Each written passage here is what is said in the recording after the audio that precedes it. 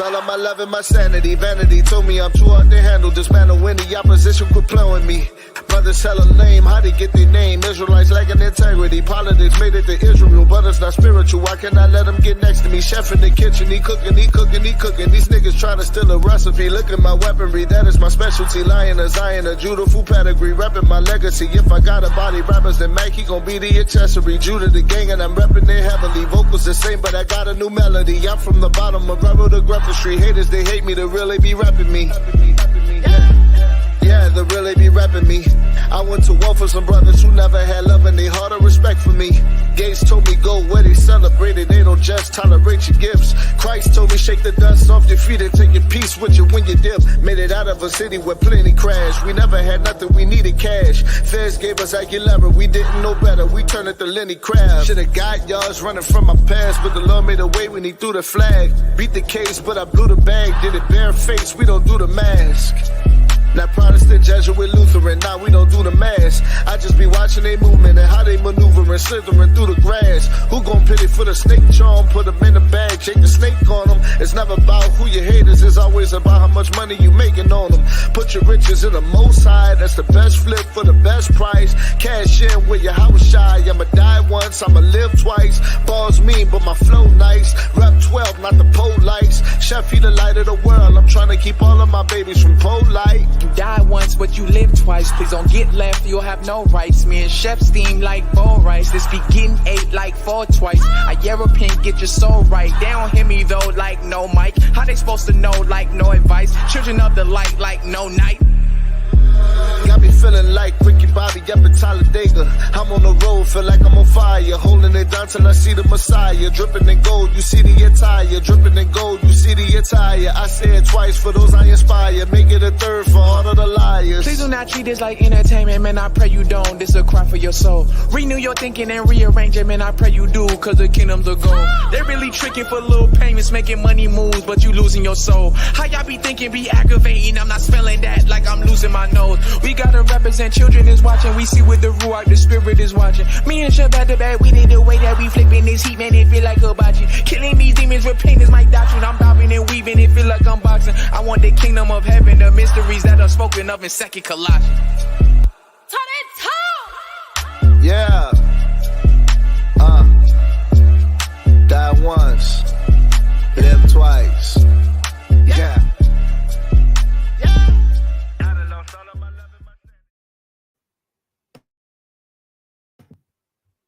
Welcome to the Scoring Black Man Podcast. I'm your host, Zadok Israel, aka HILLTOPSTROPHIC, aka Hilltop 12 Tribes.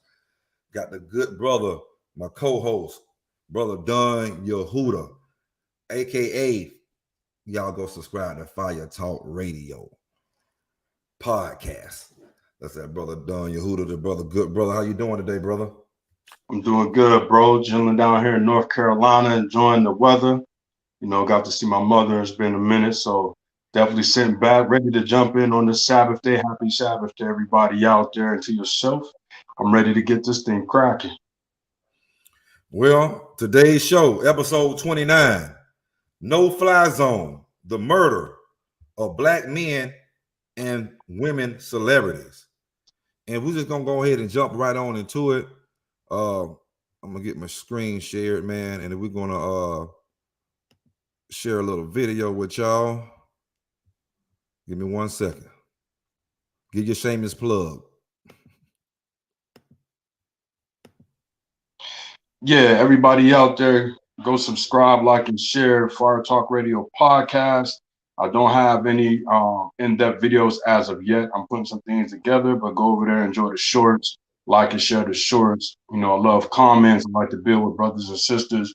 And definitely, if you haven't liked, subscribed, or shared the Scoring Black Man Podcast, definitely do so.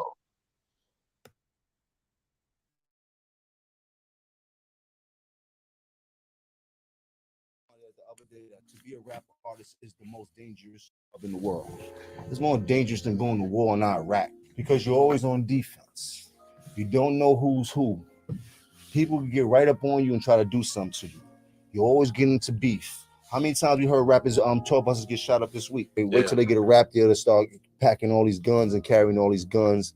They wait till they get a rap through to start using these excessive drugs. And these kids are what, 18, 19, 20? So you're not going to sit here and tell me, oh, you've been doing this. When? This is just how rap is. Every occupation has its own built-in hazards. But when it comes to being in the public eye, the risks of being a hip-hop artist seem disproportionately high. Say for being in the military or police force, a professional stuntman, or a combat sport athlete, there's no profession that comes with as many dangers as picking up the mic. As little as a decade ago, the news of a rapper passing, whether through violence like D12's Proof, or from a drug-related accident as a late Pimp C did in 2007, used to be earth-shattering. But while the culture still feels empathy for a life that's prematurely lost, it feels as though the industry is almost numb to it by this point. While the tragic tales of Biggie and Pac, Big L or Jam Master Jay, and the culture of beef in hip-hop meant that it was always a possibility, hip-hop now treats tragedy as an inevitability and is so common that on the 18th of June in 2018, we lost XXXTentacion and Jimmy Wapo in the same day. Now, in 2020, we've seen the deaths of Pop Smoke, King Von, Mo 3, Mac P Dog, and D Dave, while Boosie Badass and Benny the Butcher have narrowly escaped shootings with their lives. In years prior, we watched on as X, Juice WRLD, Nipsey Hussle, Lil Peep, Fredo Santana, and others were either murdered or overdosed on the same drug that have become so ingrained into the cultural imagery and lyricism. Afflicted with one of the worst life expectancies of any genre, a 2015 article found that 51% of rapper deaths come from homicide. And it's even more shocking when you compare it to the 9% of pop stars that are murdered. Seemingly every bit as dangerous as Jim Jones made it out to be on Rap Radar, Jim's sentiments were echoed by Fat Joe and Mano during a recent on-air conversation.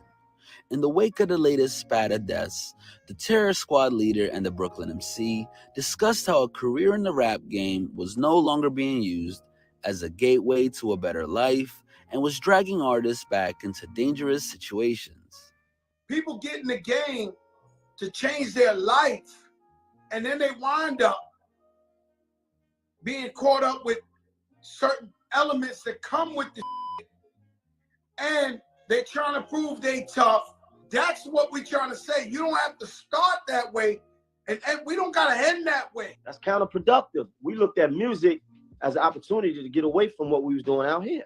You got social media and you got a certain type of culture that basically blurs the line between being a street and being an entertainer. They not really understanding that now is the time to take your business serious and treat it as a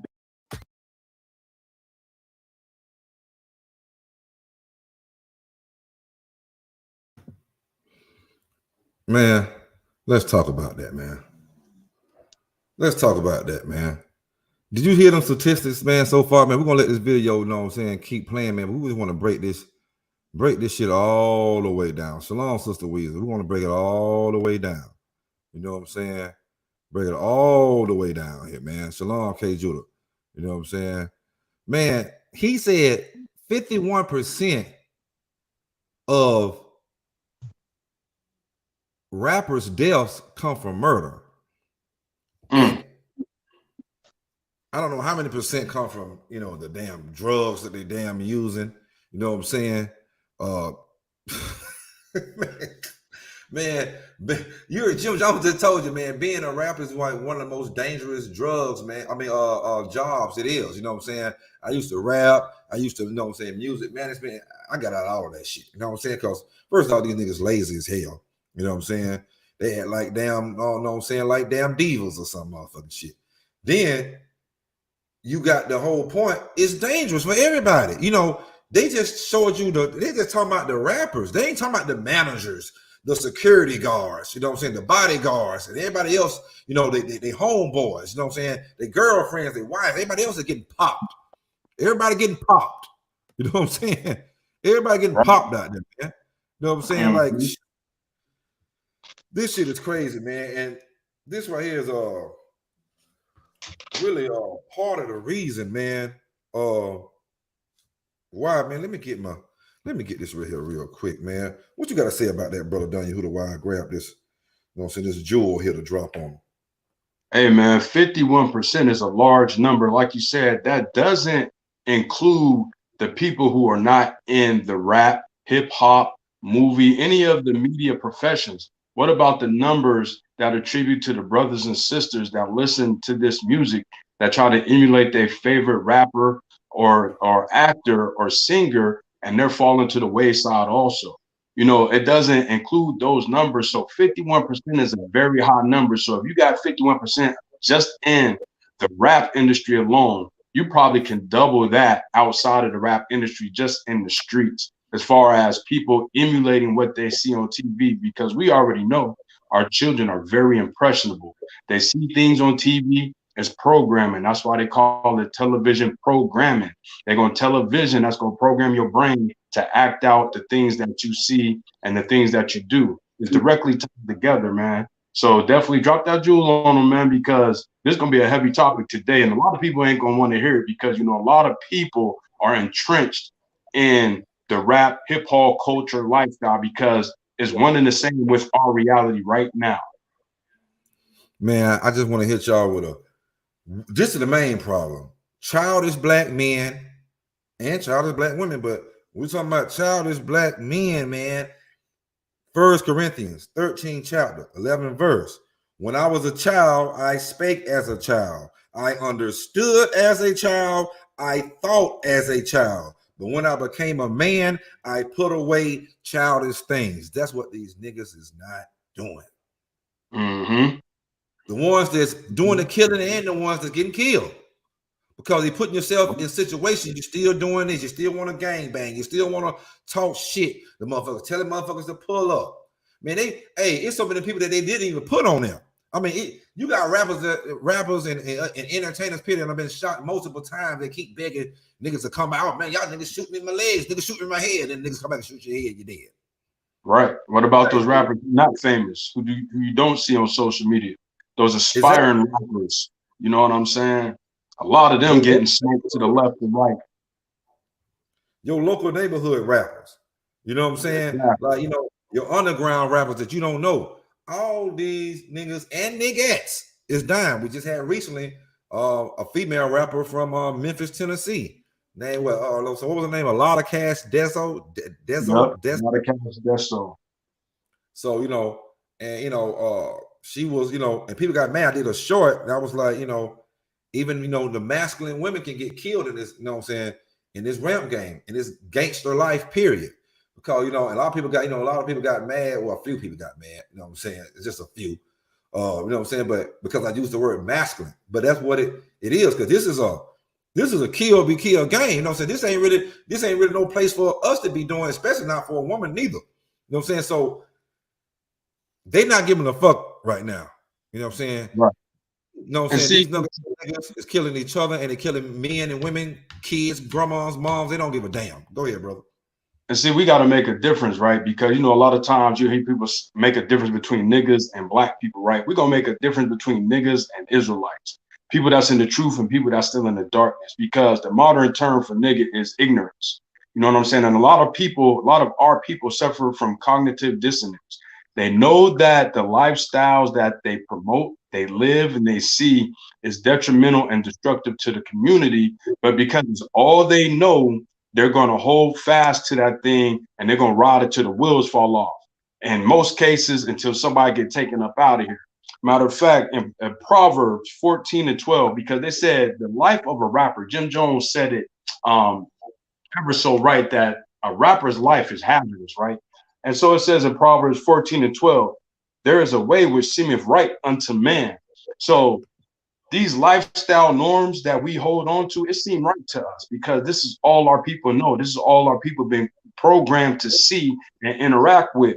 But the end thereof are the ways of death. So this is why we see a high percentage of death within the hip hop community, within the so-called Black and Hispanic community, and the so-called minority community throughout the world, the African diaspora. We see a lot of death because the way that we live, we think is right. We think eating abominable food is right. We think talking about killing your brother is right. We think about laying with your brother or your sister's spouse is right. But these things are ways to death, and we don't know any better. And then when you have people that come out like ourselves or K Judah or FOP or others that blow the trumpet and be like, brother, sister, you off, they don't want to hear it. Yeah, man. I mean, it's just like I'm gonna hit one scripture, then we're gonna, restart the what's name, man. But these niggas just the development, they're not developing, not maturing, man. You know what I'm saying? And then you and then one thing our people don't understand. Our people that love to worship, these celebrities and stuff like that. Most of these celebrities are put in place because they are paid to confuse all of us. You're worshiping these people. And they telling you to do the most stupidest shit. Then you're seeing a lot of them dying, a lot of them killing, a lot of them overdosing and getting murdered and every goddamn thing. Job, the 32nd chapter, 7th verse. I say, days should speak, and multitude of years should teach wisdom. But there's a spirit in a man. See, it's a spirit in you that won't allow you to grow up, to mature. You know what I'm saying? Same thing with the women. It's a spirit. But hopefully, we're going to show y'all this spirit today and bring it up out. No point intended.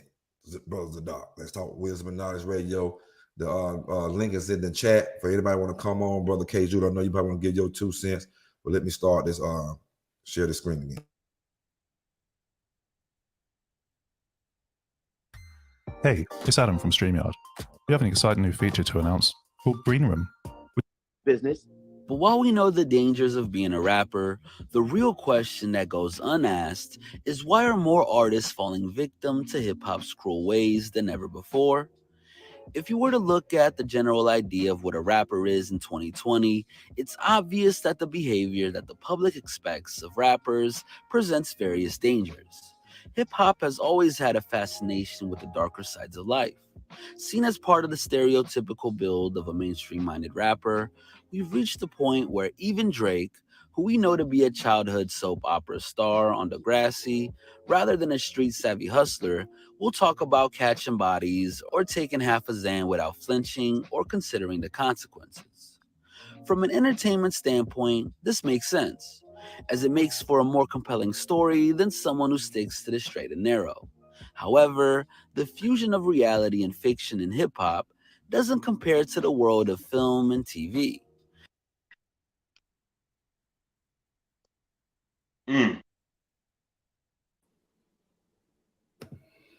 Man, shalom. Let's talk wisdom and knowledge and wisdom radio, brothers of Doc. So how you doing today, brothers of Doc? I'm all right, brother. Shalom to the chat. Shalom to the panel. What's going on with y'all? Brother, how you doing? I'm all right, brother. I'm all right. Not much. But what you got to say about that? That little part, the image that's portrayed. You know what I'm saying? Well, first off, he talked about why are rappers dying more. Why do you think rappers are dying more? Either one of y'all. One of the reasons I believe that death follows behind chasing after that lifestyle of wanting to be rich and famous amongst basically pretty much amongst their peers out here in the world. They're seeking the things of the world. They're seeking the gold, the diamonds, and the women and drugs. So we know behind that, that's like almost like you performing like a satanic ritual. You call it upon, the gods of death and destruction. And that's what's befalling our people that want to chase after that lifestyle, and that fame and that, that stardom, and the sad part of it is they just, they're killing one another. It's a feud back and forth. Who got the best Lambo? Who got the, shiniest chain, or the best sneakers on, or latest fashion? And we kill each other. They kill each other over that. And it's a shame, man. And that's where death comes into that, because of a covetous spirit that also, comes behind that thing too. They want what the next rapper got, then the next rapper want what the next rapper got, so on and so forth, man. So at the end of the day, death follows, and ensues, you know, it's just a shame killing one another, man, over a chain and over what somebody said on an Instagram post or a Facebook post.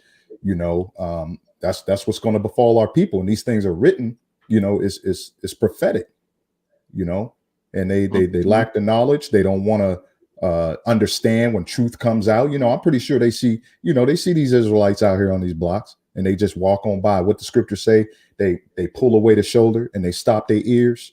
They don't want to hear the truth, which is actually going to save them from that death and that destruction. But hey, money is their god, clothing is their god, hoes is their gods. You know what I mean? So, that cooler hole with you, know what I'm saying, is a motherfucker. Know what I'm saying for them. And you said something, they always want what another rapper got. Well, guess what you're gonna get? Well, all the rappers got herpes and AIDS too, nigga, because all y'all sharing the same thoughts. All these celebrities, the same, the rappers and the R&B singers and the damn football players and the damn basketball players, they all sharing the same, and the damn little actors, they all sharing the same thoughts. Like, why can't y'all just choose some regular damn women? And they spreading all this herpes, AIDS, and gonorrhea. They're just spreading all the damn around. You know it ain't no such thing. They say wanting a regular woman. They don't want no regular woman. You a square if you want a regular woman in that world, in the rap game, in the gangster game, and all of that. You don't want no regular woman. You want a woman. That man, you want a woman just like him, toting that 9. You know, holding that pack. You understand? You know, the club live, you know, special. That's what they want. They want that thing that, you know what I'm saying, that every man fantasize. They think they want the Pornhub specialist, but at the end of the day, like you said, all you're doing is passing around STDs. You're passing around destruction and death to the community. And what's crazy about it, though, really, is that it's the imagery. You know what I'm saying? Because what you do in your own personal time is what you do. You and the Most High gonna have that conversation when he call you on up, you know, for that judgment. But it's the portrayal through these airwaves, through these media outlets, that is really destroying the community, because you make it seem like this is the most accessible, fair-seeming thing to do. You know, there's a scripture that say, woe to those who make evil seem good and good seem evil. You know what I'm saying? And that's what they're doing. Matter of fact, if I could pull out a scripture on Proverbs 26:11, because he said people like Drake used to be on Degrassi, right? So we know him, and a lot of these celebrities and these rappers, their prior lifestyles was something that was not what they are today. What you are seen or shown today, that was not who they were at one time or another. And it says, as a dog returneth to his vomit, so a fool returneth to his folly. When you get into these organizations, these outlets, and you're making this money, you get this notoriety, you're getting this fame, a lot of doors open, a lot of opportunities open to where you don't have to glorify that lifestyle, that way of living, in order to make monetary gain. But they want to return to the vomit that they say or allege that they're trying to get away from. You know, back when we were younger, people like NWA, Ice Cube and them, they would say they were street reporters and were reporting on what they saw, right? So if you compare that to nowadays, it's no longer a third party or third person type of conversation. Is what I'm doing in the streets, who I'm employing in the streets, what drugs I'm using, what guns I'm toting, who I done killed. You know what I'm saying? It's all first person now. So now you're not the reporter no more. You're the actual culprit, assailant, and victim all in one in these rap lyrics. And this is what our people are trying to strive and emulate to be. That's why he did what he did.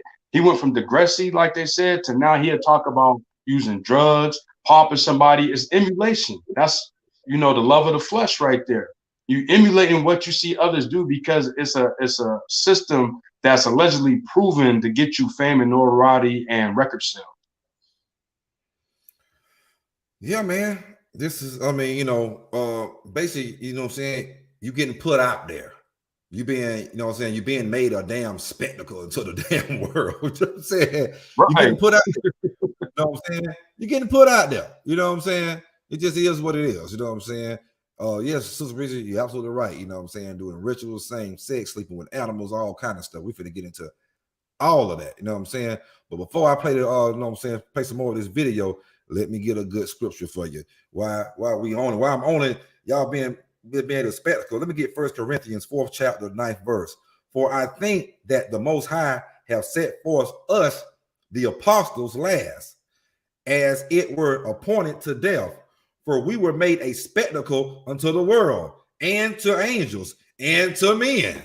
We were spectacle about that. The angels watching us.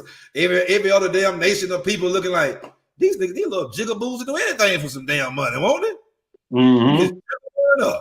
Niggas just jigaboing up. But man, I'm gonna play some more of this, and we're gonna get some more reaction out y'all, brothers.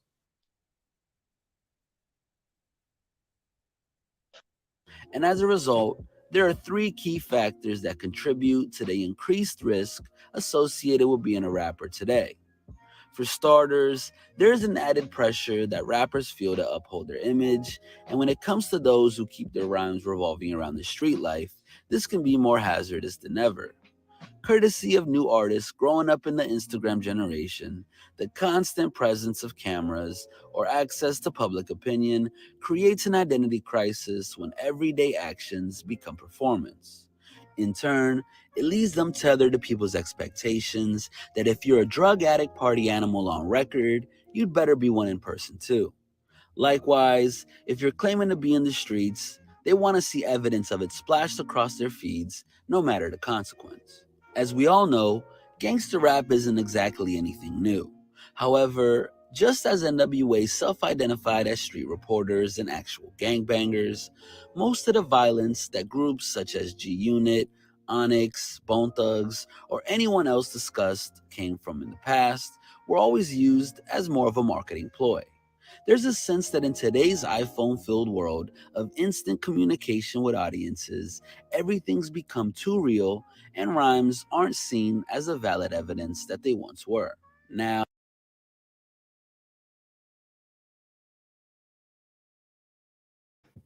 Man, let's break that down, man. Good God. You know what I'm saying? 3 key factors that contribute to a rapper's death, man. Y'all heard me up, man. Don, you want to start this one off? Yeah, so one of the key factors is they want to live the life that they're rapping about.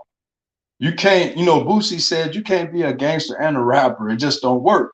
It don't work. You know what I'm saying? The Most High said that too, man. You can't tread between the light and the darkness, man. You can only serve one master.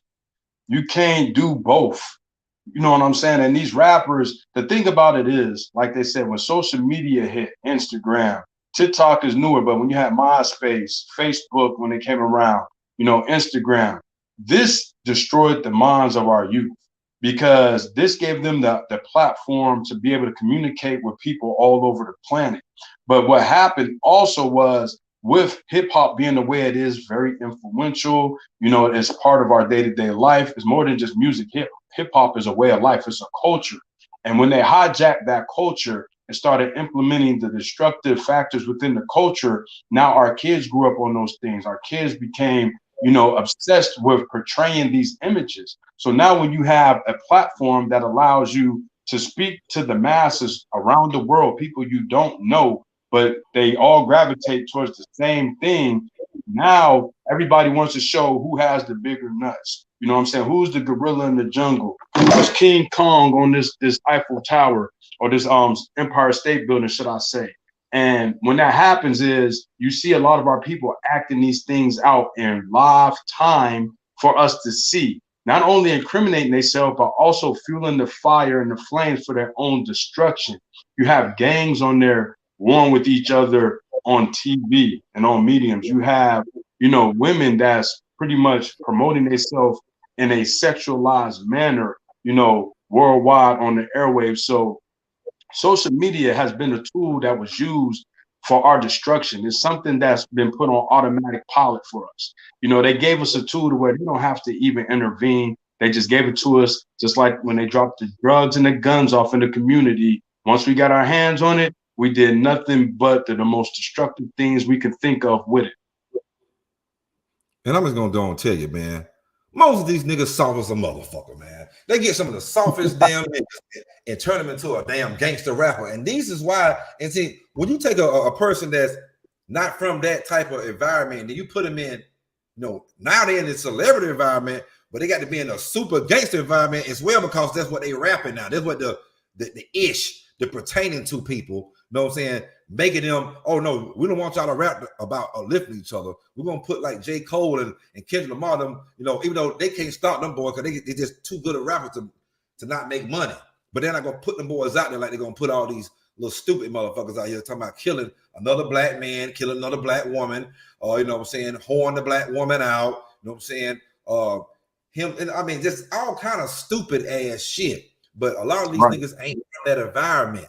You put them in, you know what I'm saying? Now they got to play gangster, just like Dre. You know what I'm saying? Now you got to play gangster. Now you got to sit here. Now you dodging bullets.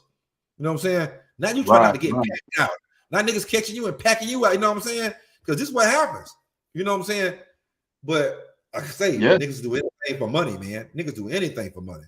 Like you said, man, they not gangsters, so they got to surround themselves with real street dudes. You know what I'm saying? And so then they get caught up in the real street life. They get caught up in the beef that's going on. And you're a rapper, you're a celebrity. Everybody know who you are. Everybody gonna know where your whereabouts is at. If you're doing a tour, if you're doing a show, you know, you're open season for you, because it's not like being in the streets to where you're moving in secrecy and in the shadows.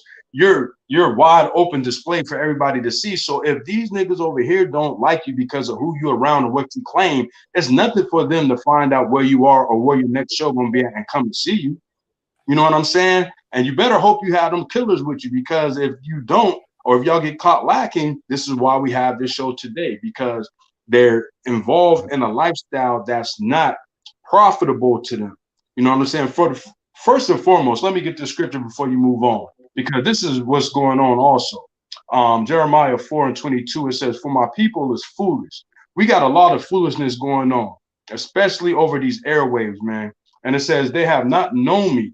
They are sottish children. They have none understanding." Our people have no understanding of the things they put themselves into or what they're involved in. And they have none understanding. They are wise to do evil. We always wise to do some evil, man. All of these platforms that's out here that help us benefit ourselves, to get knowledge that we don't have, to educate ourselves without having to go to school. We don't use these platforms to build bridges. You know what I'm saying? To use it as commerce between peoples on the other side of the planet or anything to the light. We use this for evil intentions. But to do good, they have no knowledge. We don't know. We don't have the knowledge on how to do these things. And this is why we still own less than 1% of generational wealth. Why we don't have our own businesses. We don't have our own hospitals. We don't have our own police force. We don't have our own military. We don't have our own land, so forth and so on, et cetera, et cetera. You know what I'm saying? And like you said, a lot of these brothers are soft as cotton tissue, brother, and they're not going to bust a grape if they was in a bag with steel-toe boots on. You know what I'm saying? But it's an image. They think they're going to get paid.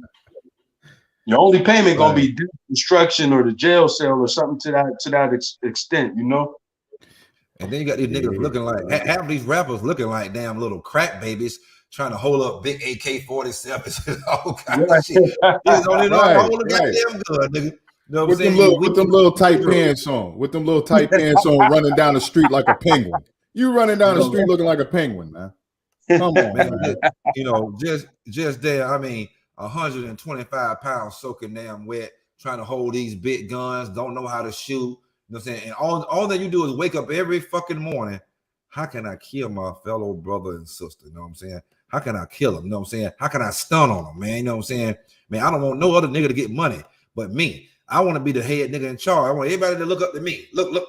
I'm the baddest nigga around. Nigga, such a little drug getting ass down. Brother, Zadok, man, what you got to think about what the brother just said? The three components, three key factors of why these let me see what he said. He said it was the three key factors contributing to these rappers' death, man. You know what I'm saying? Switching over, trying to play gangster and all that shit. Man, I didn't catch all of that. I stepped away for a second, but as far as the three factors went, man, but I really don't know what I really kind of don't even know what else to say about this, man. Like, it's kind of, I mean, at day after day, man, YouTube short after YouTube short, man, headline news headlines and things like that. It's like you almost kind of expecting the next so-called celebrity rapper, man, to be gunned down, man. It's like it's like a pattern. you see a pattern happening, man, every couple months or whatever. Now it's just starting to get more aggressive and things of that nature, man. But rebellion, you know, they're not seeking the counsel of, you know, the older generation. Well, I wouldn't even say that, because the old heads out here, these old niggas out here, man, ain't even teaching these young guys. They walking around with their hat to the side and pants below their ass too. So, you know what I mean? I mean, they can't even get no knowledge coming from them. But it's very, like I said, man, it's just very sad, man. I mean, I don't know what the thing that's going to take the change is just adhering to the laws of the Most High God, man. Being able to open up and receive the information that, you know, brothers like ourselves come on these platforms, man, and show them, other than flashing money, you know what I'm saying? And speaking of that, the reason why, what's his name? Bashar Jackson, aka what's his name? Pop Smoke, right? Pop Smoke got killed the day before he got killed. I believe he was flashing money on Instagram. I'll say it again, on Instagram, right? And they paused the video and got his address off of a gift bag that was on the table. Wow. And came to his address and robbed and shot him. Right? So, see, flossing on social media, that stuff like that to get you killed. What you showing money for? Move like a true gangster, man. Move like, if you're gonna be a gangster, move like a real one. Hey, I want you to hold that thought, because the next part of this video, we about to get into that. Just hold that thought, brother. No, I'm saying, yeah, yes, sir. Yes, sir. Yes, sir. Go ahead. Now, it feels like a far cry from the days where the Crips and the Bloods united for an on-wax peace treaty. In today's hip-hop realm, the conveyor belt of stardom and the power of viral fame can mean that a rapper can become famous while still in the trenches, and as a result, their personal life and their neighborhood ties become not only combined, but brought to the world stage. Since its origins, hip-hop, first and foremost, is a means for inner-city kids and disadvantaged artists to surpass all societal expectations and create a new life. Thus, as 50 Cent recently told The Breakfast Club, it's embedded into the very fabric of the music, and this has never been clearer than right now. Even the gangster energy, it's a part of the culture. Like hip-hop music is closest thing to street culture. So you're gonna see more casualties. That energy lives. It's about 700 like unsolved murders in hip-hop. For some reason, hip-hop loves things that are damaged. Me being a part of it. My damage particularly, I felt like I acquired information faster. Right now, the shift in music, if I came out now, I'd be a drill artist. Thrown into the lion's den of celebrity, there's often a perception that rappers will suddenly be able to renounce the life that they've once known. But sometimes, as 50 went on to say on his conversations with the late Pop Smoke, some of the baggage follows them at a time where their every move is now public knowledge. You want to do this, like what you see me doing, or you want to do that? This is how I'm moving them away from so much woo. You do too much of this, you going to jail. Like, yeah, but you did a lot of early on, Fifth. That's the blessings of it being that time period. You're not gonna get away with as much of that now. More stuff going on. Less gossip and talk about things. Look, did you know there was a government-funded education grant that could... Although 50 advocated for rappers to distance themselves from the streets, it's never been that easy. Stuck somewhere between their lavish life as an MC and the need to uphold the image that they built based on their past, this idea of keeping up appearances to a destructive level was the focus of Denzel Curry's Clout Cobain and its music video. Proclaiming that, "I just want to feel myself, you want me to kill myself," he showed how those same Instagram audiences that want you to stay rooted in place see you as a sideshow, rather than something to treat with respect or compassion. Or at least that's the case until it's too late. Torn between...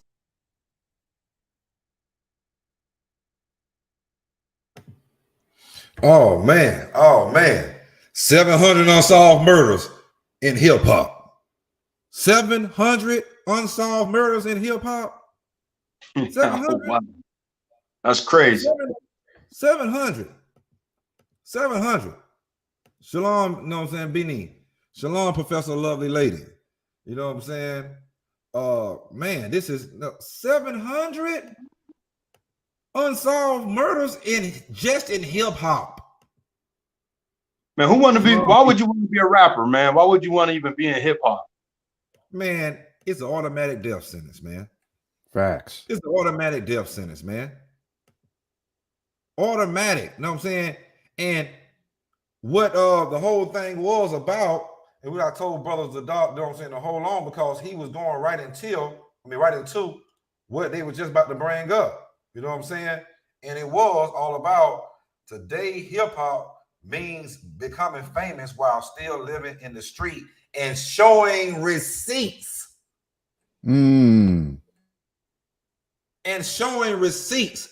That's what's going on right now. That's what you was getting into, brother Doc. So I'm gonna let you go in and bring it all the way out. What you just seen then, 700 unsolved murders in hip hop. And a lot of these murders that's unsolved and solved is because they showing damn receipts. They got to show everything they damn doing, brother Doc. Yeah, they got to show everything they're doing to feel, once again, I said it before, to feel validated, man. You know what I mean? And that has been running deep in our culture, man, as black men and women for a long, long time, man. You know what I'm saying? You watch some of them old 70s shows and you know, when they come walking down the street, you know what I mean, with the big fur coat on and the big hat on, man, and the platform shoe. You know what I'm saying? Just, I mean, you don't see the other nations doing this, man. They floss kind of low key, man. You know, they kind of let their action, you know, things that they do in their businesses and things like that floss for them. You don't see damn Jeff Bezos making a damn live, man, holding up his receipt on a multi-million-dollar jet he just bought. You know what I'm saying? Like, they ain't going back and forth with each other, man. It's only us, and we doing it because we never had nothing. But if they learn they history and understand the positions that we held in antiquity, you know, they would be able to value it. You know, today, like the way that they move it now, they'll be able to value it better. You know what I'm saying? And not move how they move with this receipt stuff and holding stacks of money up to their ear like a phone and all this stuff and buying $500 belts and fighting over this stuff, man. Like it's a shame, man. And you said over 700 unsolved murders in the hip hop community alone. Did I hear that clearly? Yes. Hey, man, I think that the murders, man, you know, was on purpose, man, kind of like hits. I think they solved. It ain't unsolved, it's solved. Oh yeah. You know, they paid a price for that. They signed their name on a line for that, and then probably was told in a damn dark, dungy room, hey, you know you're gonna get murked for this, right? You know. Then they said, hey, I don't care. I want to live rich and famous right now. It's a movie like that, man. It was this Edomite, this white dude. Brother Don Yehuda, you probably know what I'm talking about. There was this movie where they showed this man. He kept doing like the deeds of the devil, man. But he kept coming back and wanted, you know, he kept getting dealt with. He kept dying. I forgot the name of the movie, man. We'll have to look it up, man. But yeah, that's what our people are doing now. They want to live for the now. They don't care about the future. A lot of them don't believe in the Most High. They don't believe in a heaven. They don't even believe in a hell. They believe in that money. They believe in them Gucci belts and them sneakers and these hoes, man. They don't believe in nothing. They just want to make it. They definitely believe in the hoes, man. They want, hey, you know what I'm saying? Like, these niggas put more focus on the hoes than they put on their money. Because they're not smart with their money at all. All they want to do is get money, and then they stunt for hoes. So they gonna buy, you know, here, they take care of the hoes more than they take care of their damn mom and dad and they, you know what I'm saying, their family and stuff. You know what I'm saying? Shit, not to cut you off. Not to cut you off, brother, but they ain't even doing it for the hoes, money, and clothes. They do it for the gram. They do it for the social media platform, Listen, I got a story for you, right? I got locked up back in the early 2000s.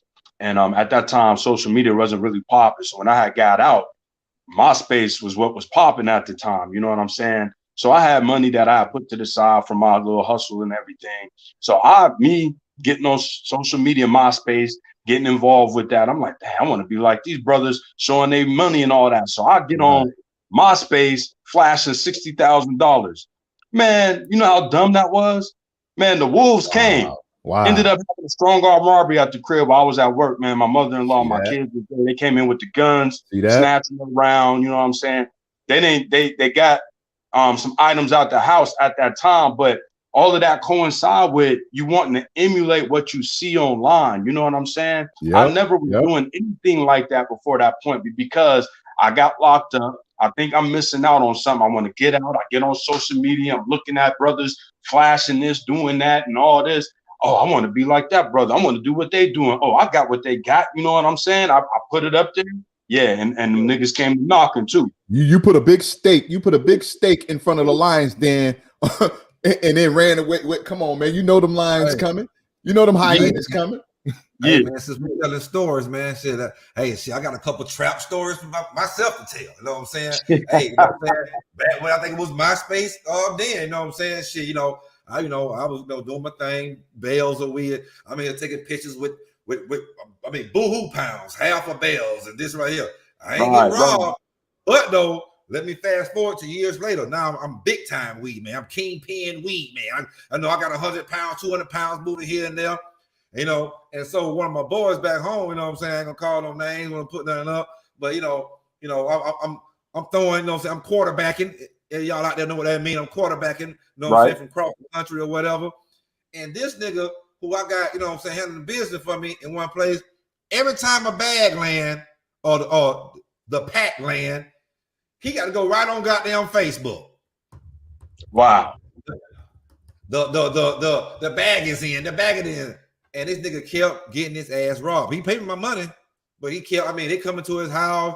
He putting shit in the damn trunk, nigga. That's 1988, nigga. You niggas going to your trunk, you know what I'm saying, and pop your trunk on the, on the damn car that you ain't got running in the goddamn yard and shit. That's just been sitting at the box Chevy and all that shit. They going there and pop that motherfucker, get it. Hey, one night he came home. He just called. I'm like, dude, stop doing that.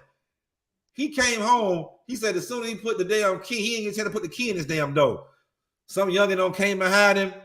Hey, man, give it up. He said, man, he ain't get a chance. He said he just reached in his own pocket and said, huh, nigga, and threw the damn money. He said he had a chain. The nigga didn't even see the chain because the nigga reached in his pocket. He just threw his own money, huh, nigga, get it. But this nigga they just kept breaking in his house because he kept wanting to go in front on TV. One of my little partners still to this day. One of my little traveling buddies. You know what I'm saying?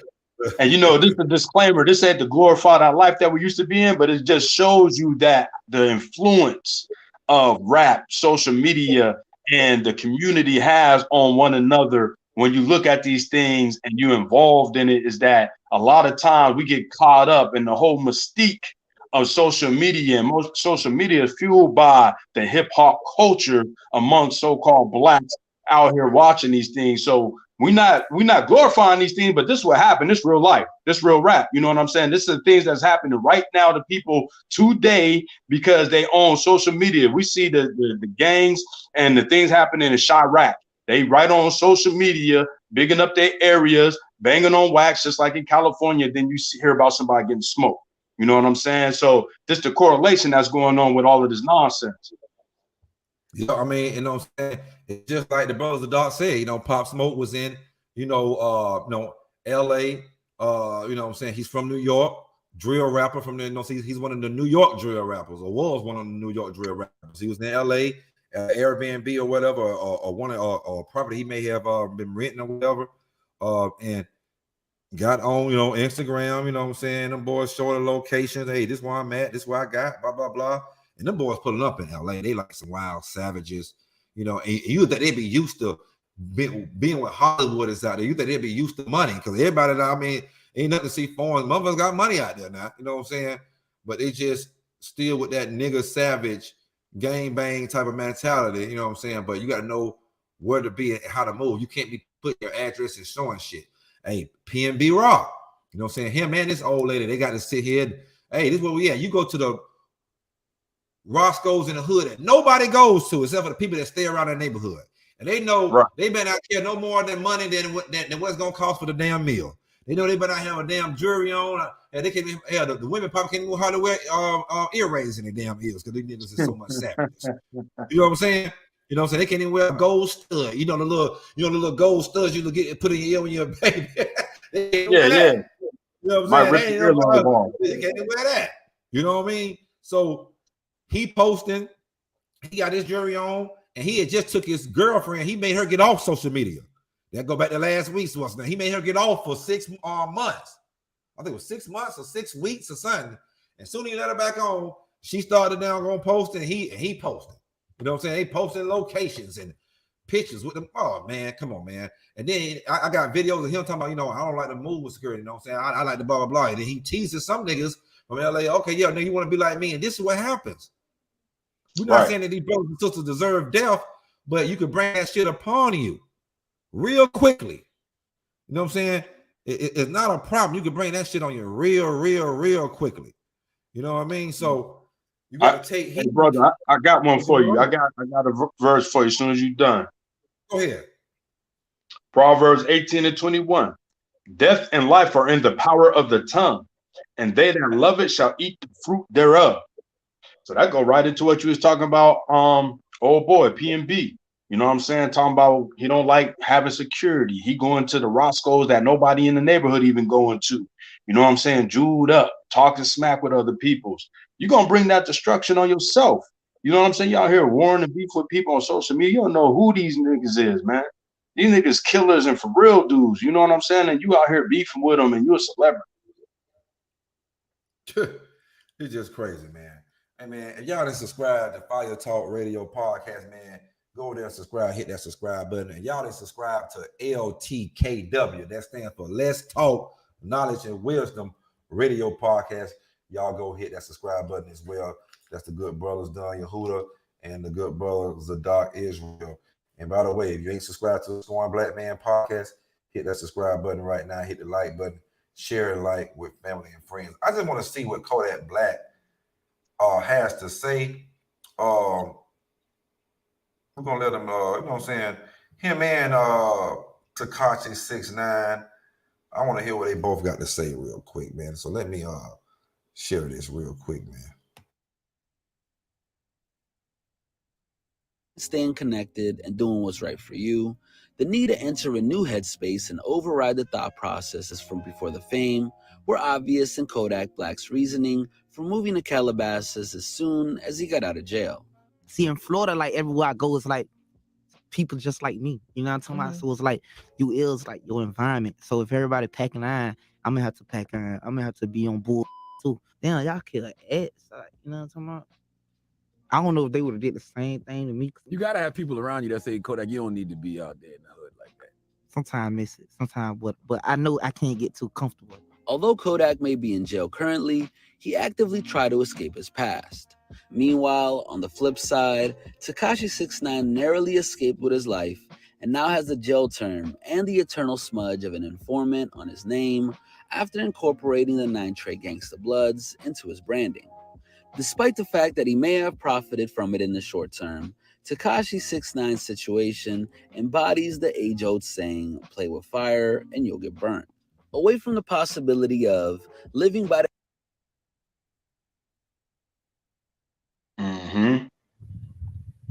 Shalom to the good brother K Judah show, man. Y'all hit that subscribe button over there, the K Judah show. If you're not subscribed, you get some good lessons over there. That brother breaks the Bible down and with passion, with a lot of passion behind it.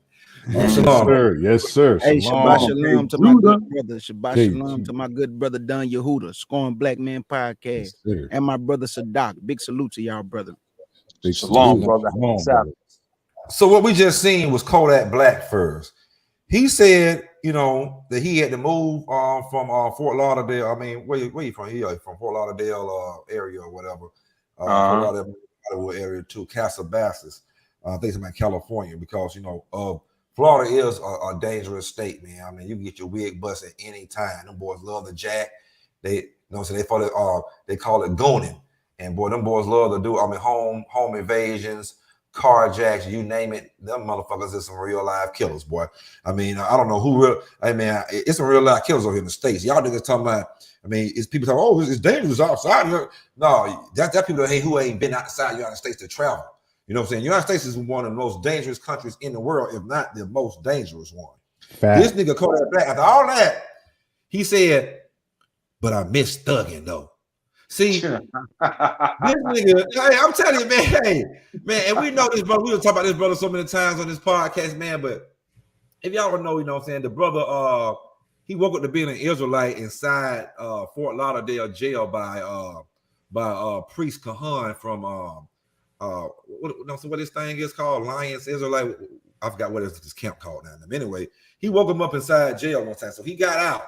Then when he made that song, I forgot the name of the song. Oh, it was called First Day Out, I think something like that with him. But he had a line on there. I'm an Israelite. My diamonds is Israelites. I had to sacrifice son, so I can roll it back. But anyway, he went back. So he went back to jail, came out, did a video. Now he got the black Catholic priest with the white Jesus and goddamn blood all throughout the damn videos and shit. And back then he was like, I miss thugging. He had to keep saying that every damn time. See what I'm saying? But he still professed to be an Israelite. He do songs with Kendrick Lamar, but this nigga still want to thug. He still want to kill his own damn people. Tekashi 6ix9ine. Let's look at him. This motherfucker here, you know, they let this motherfucker in the rap game. He got, you know what I'm saying? He got with the Trey 9 Bloods or whatever. You know what I'm saying? In New York, you know, they, you know, really just gave him a couple flags like, hey man, we're gonna protect you. You just rep the game. He wasn't a gang member. You know what I'm saying? He said it himself. But you know, the game was behind him. The head mother, you know what I'm saying, his manager, I can't remember his name right now. He actually the one that's doing the time.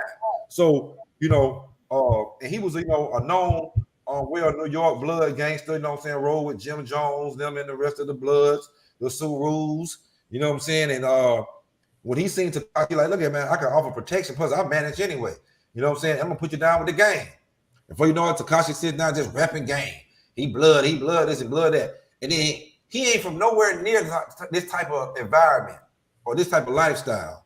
Next thing you know, he started tattooing his face all over, putting all these different colors in his head, wearing red rags every damn well, and talking the most shit to all these people. And some of these people you talking shit to, them niggas is some real killers. You know what I'm saying? They was already killing each other before they started rapping, especially the Chicago boys. So he started wanting to make beef with Chicago rappers and do all this shit.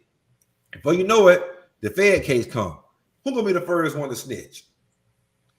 It was him. He snitched on every damn body. Oh, this nigga here, you know what I'm saying? Cause he said something about Chief Keef, and some nigga went and shot at Chief Keef that he had on paid $20,000 to $10,000. When Chief Keef came to New York, they shot at him in front of the hotel, missed him. He told all that. He told the feds on a nigga who he paid. And all them niggas is doing time except for him.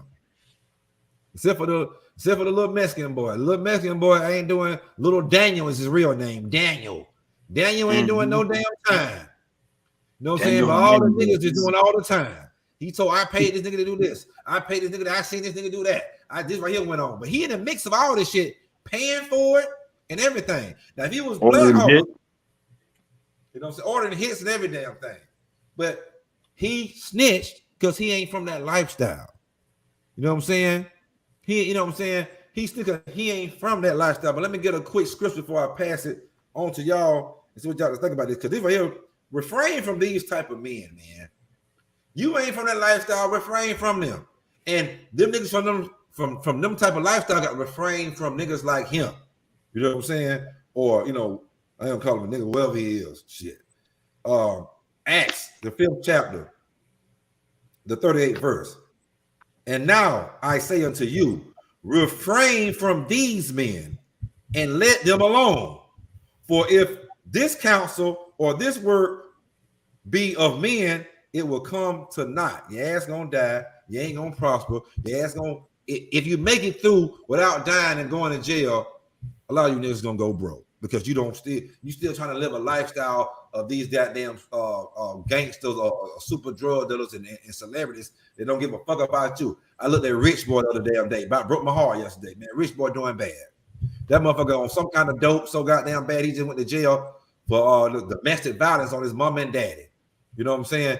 That boy, I mean, that boy looks like his lips look like he been smoking crack without the tape or any kind of protection around. They just putting his lips on some metal or hot, just smoking the shit out of crack.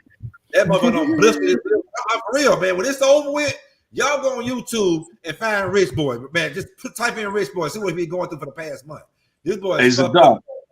And now What's crazy? Say what now? No, I was saying what's crazy about that when I was locked up, yo. That song put some D's on it, man. That thing was banging through the penitentiary, bro. I mean, every time it came on, BET, the basement, whatever, I was, man, ramming that joint. Had the sellers and everything, Bob, and said that was like the biggest song that year, and for him to be where he at now is crazy. You know what I'm saying? I don't know if I sent you the video, man, but it was showing how that you know that Pacific song throw some D's on that bit. That was it, man. It broke records. I mean, it was on #1 on all kind of damn charts for the longest. Yeah, ringtone. It was like #1 ringtone for the longest. You know what I'm saying? And all of them, you know what I'm saying? He was messing with Polo the Don, which is the producer. All them boys that was, you know, that he did features for, that was on his inside, where they at now? You know what I'm saying? This man looks so, watch my bad boy. I'm talking about he looks bad. He got to be getting beat up in the hood. He looking like a total one. I mean, good Lord, man, pray for that brother, man. You know what I'm saying? That brother looks so damn terrible, man. I'm for real. I can't stress it enough. I'm not exaggerating at all. No, where are these people? Where's the rap labels at? Where's the help for him now? You know what I'm saying? Where's all these super gangsters? You know what I'm saying? All these real niggas that was in his side. You know what I'm saying? On his side at the time when he was riding high, when he was spending money, taking care of every goddamn body. Where are they at now? Shalom to the brother Sharsham, folk, Civil War in the building. You know what I'm saying? Already. In the building, man. What y'all got to say about you know, first about what Kodak Black, you know what I'm saying? You know what I'm saying? When he talking about, you know what I'm saying, about him moving from Florida, about him still bissing, thugging, and all kind of shit. And what y'all think about, you know what I'm saying, the whole Tekashi 6ix9ine? And you know what I'm saying? Matter of fact, let me start off with brother K Judah, because I want him to, you know what I'm saying, talk about, you know, so you can talk about that, K Judah, and what we talked about so far, brother. Okay. With the Kodak Black thing, the reason why he say he missed thugging because he don't know how to turn off his character. Right. The Bible done already told us no man is recognized in his own home. So what do a lot of rappers get killed at? Where they from? So that's why a lot of the rappers move away from where they from, and they find a little bit more peace when they move away from where they from. But as far as Kodak Black saying he missed thugging, it's because he don't know how to turn off his character. I mean, Charleston White didn't already let us know all rappers are character. I love Tupac, but man, he made me realize that that man wasn't nothing but a character too. Just like Ice Cube. I used to believe Ice Cube was I'm talking about a gangster. Man, Ice Cube is an intelligent movie director and producer and everything. You see what I'm saying? So these rappers don't know how to turn off the switch. So let's say, Fins, your character is a gangster, and you living a life of real gangsters, you gonna get pressed by real gangsters. Let's say, Finn, you living a life of a dope boy. Your character is a dope boy, a trapper, a drill music character. Guess what? Somebody gonna try you because they really living that life. These dudes don't really live that life. Jeezy always talking about dope, right? But he didn't tell you that his son just graduated college. Why he pushing dope on your children, though? Right. Most of their kids go to college and start their own businesses while they pushing drill music on your children, while they pushing trap music on your children, and while they pushing all the destructive music that get into your children's mind. And somebody might say, but now it's the parents' job to raise their children, which is correct. But you must also understand this. Music is a tool that can control the mind. You can say something in a rap song and say, if a nigga don't pay you, put that iron on them and get your money. Somebody might say, hey, hold up. Yeah, that's right, man.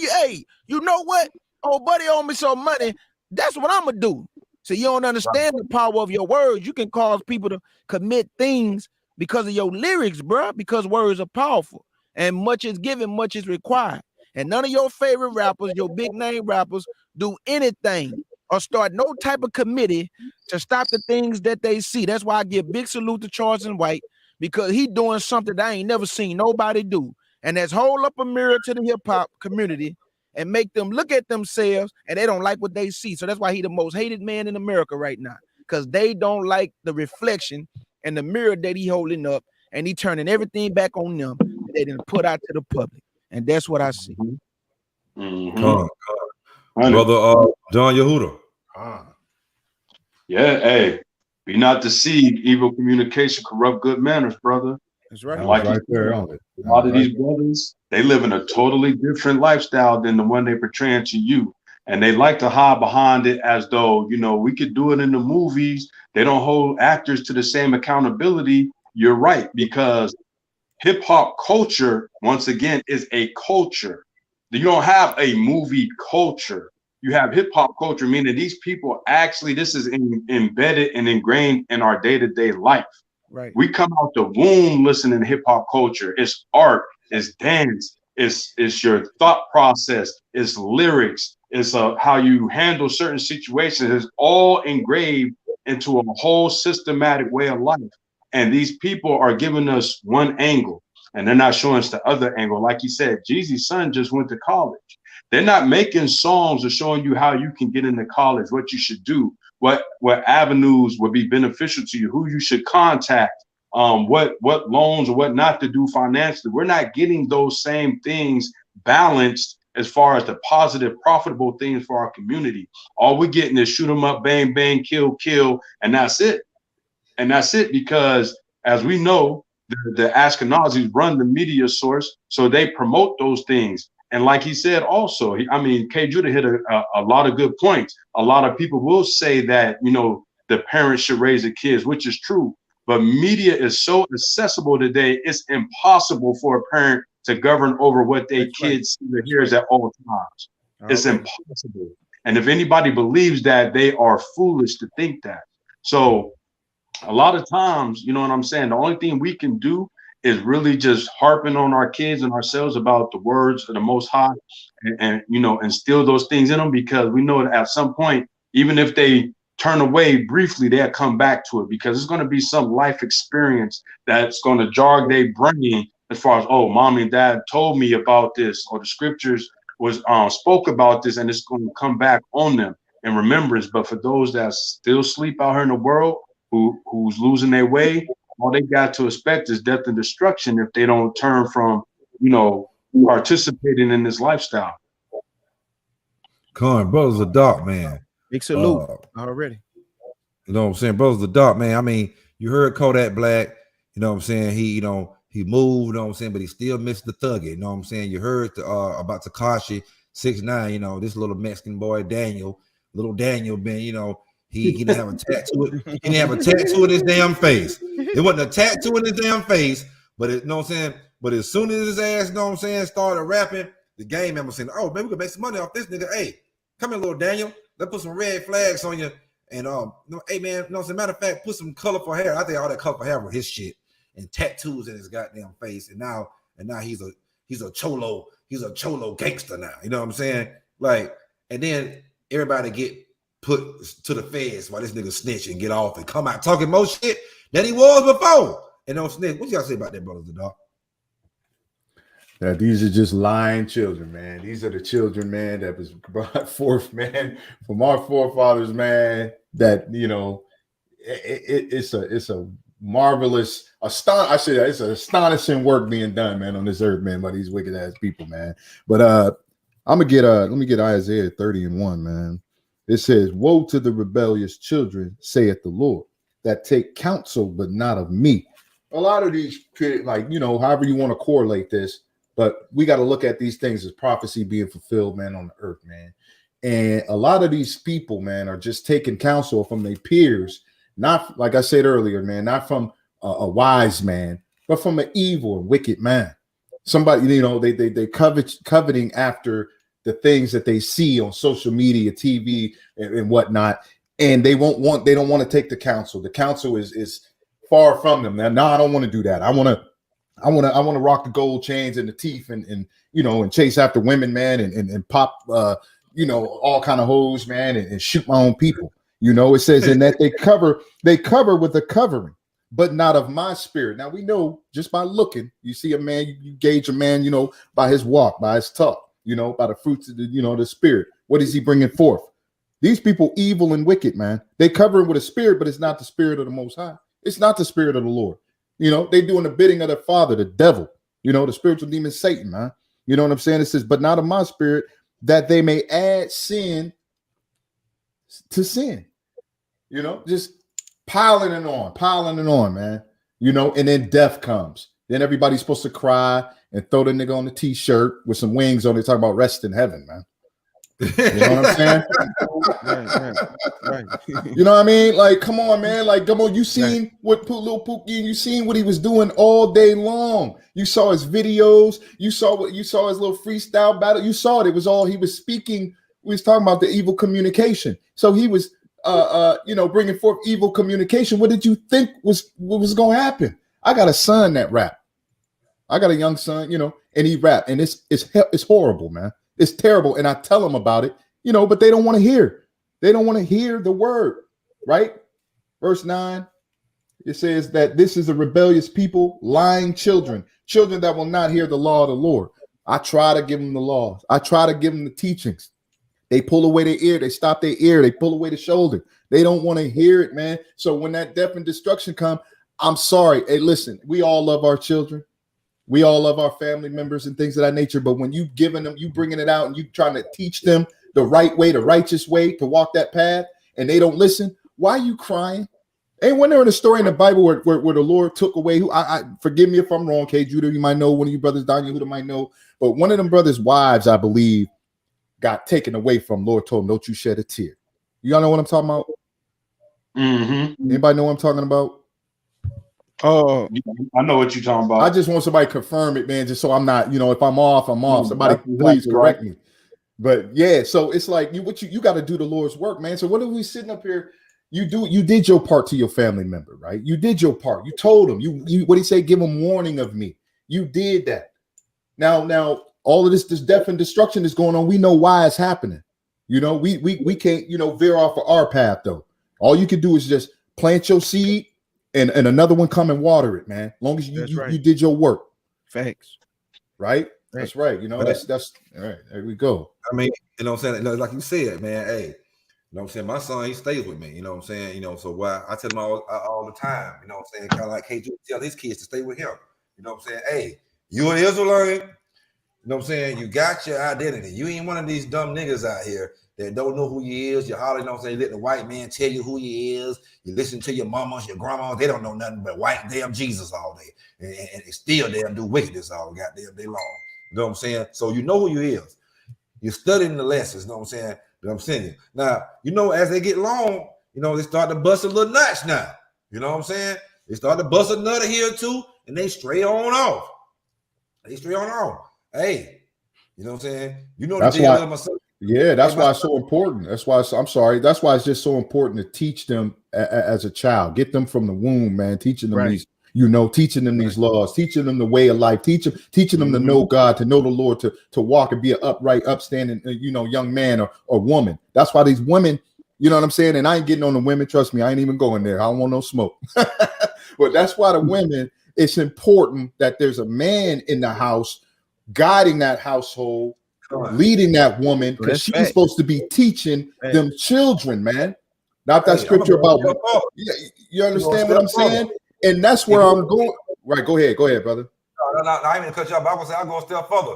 If you're a single mother, hey, let the fathers get the damn kids, because we can raise them a whole lot better. I'm just gonna be 100 with you. Not a Pookie and Ray Ray father now. I was just gonna say that. Not no nigga in the street. Not Pookie and Ray Ray, because we want you blaming. Oh, you men. No. Not a Pookie and Ray Ray, a real man. See, half the time they didn't want to go stay with a real man, because a real man gonna put this, you know what I'm saying, this real, you know what I'm saying, like brother K. Judah. Get this knowledge now. We're gonna make them get that knowledge. You know what I'm saying? They run from that knowledge though. They run from that knowledge. Right. You know what I'm saying? So the kids ain't gonna be able to get away with the type of shit they get away with their mamas. You know what I'm saying? They just run the hell out of them. Run the hell out of them. Boy and girl. Hey, dad ain't gonna be in the mirror, with his tongue out and his ass out. Dad, you know what I'm saying? A real man ain't gonna be in the mirror with his guns in his hand, talking, you know what I'm saying, moving to my seat, even to go run down on some niggas in front of his kids. It's just not gonna happen. Not a real man. You know and let me say this. Let me say this, going. You have people, when a man is raising his children, And you will have people say, man, why you so hard on them kids? But when them kids die, where they gonna be at? Right.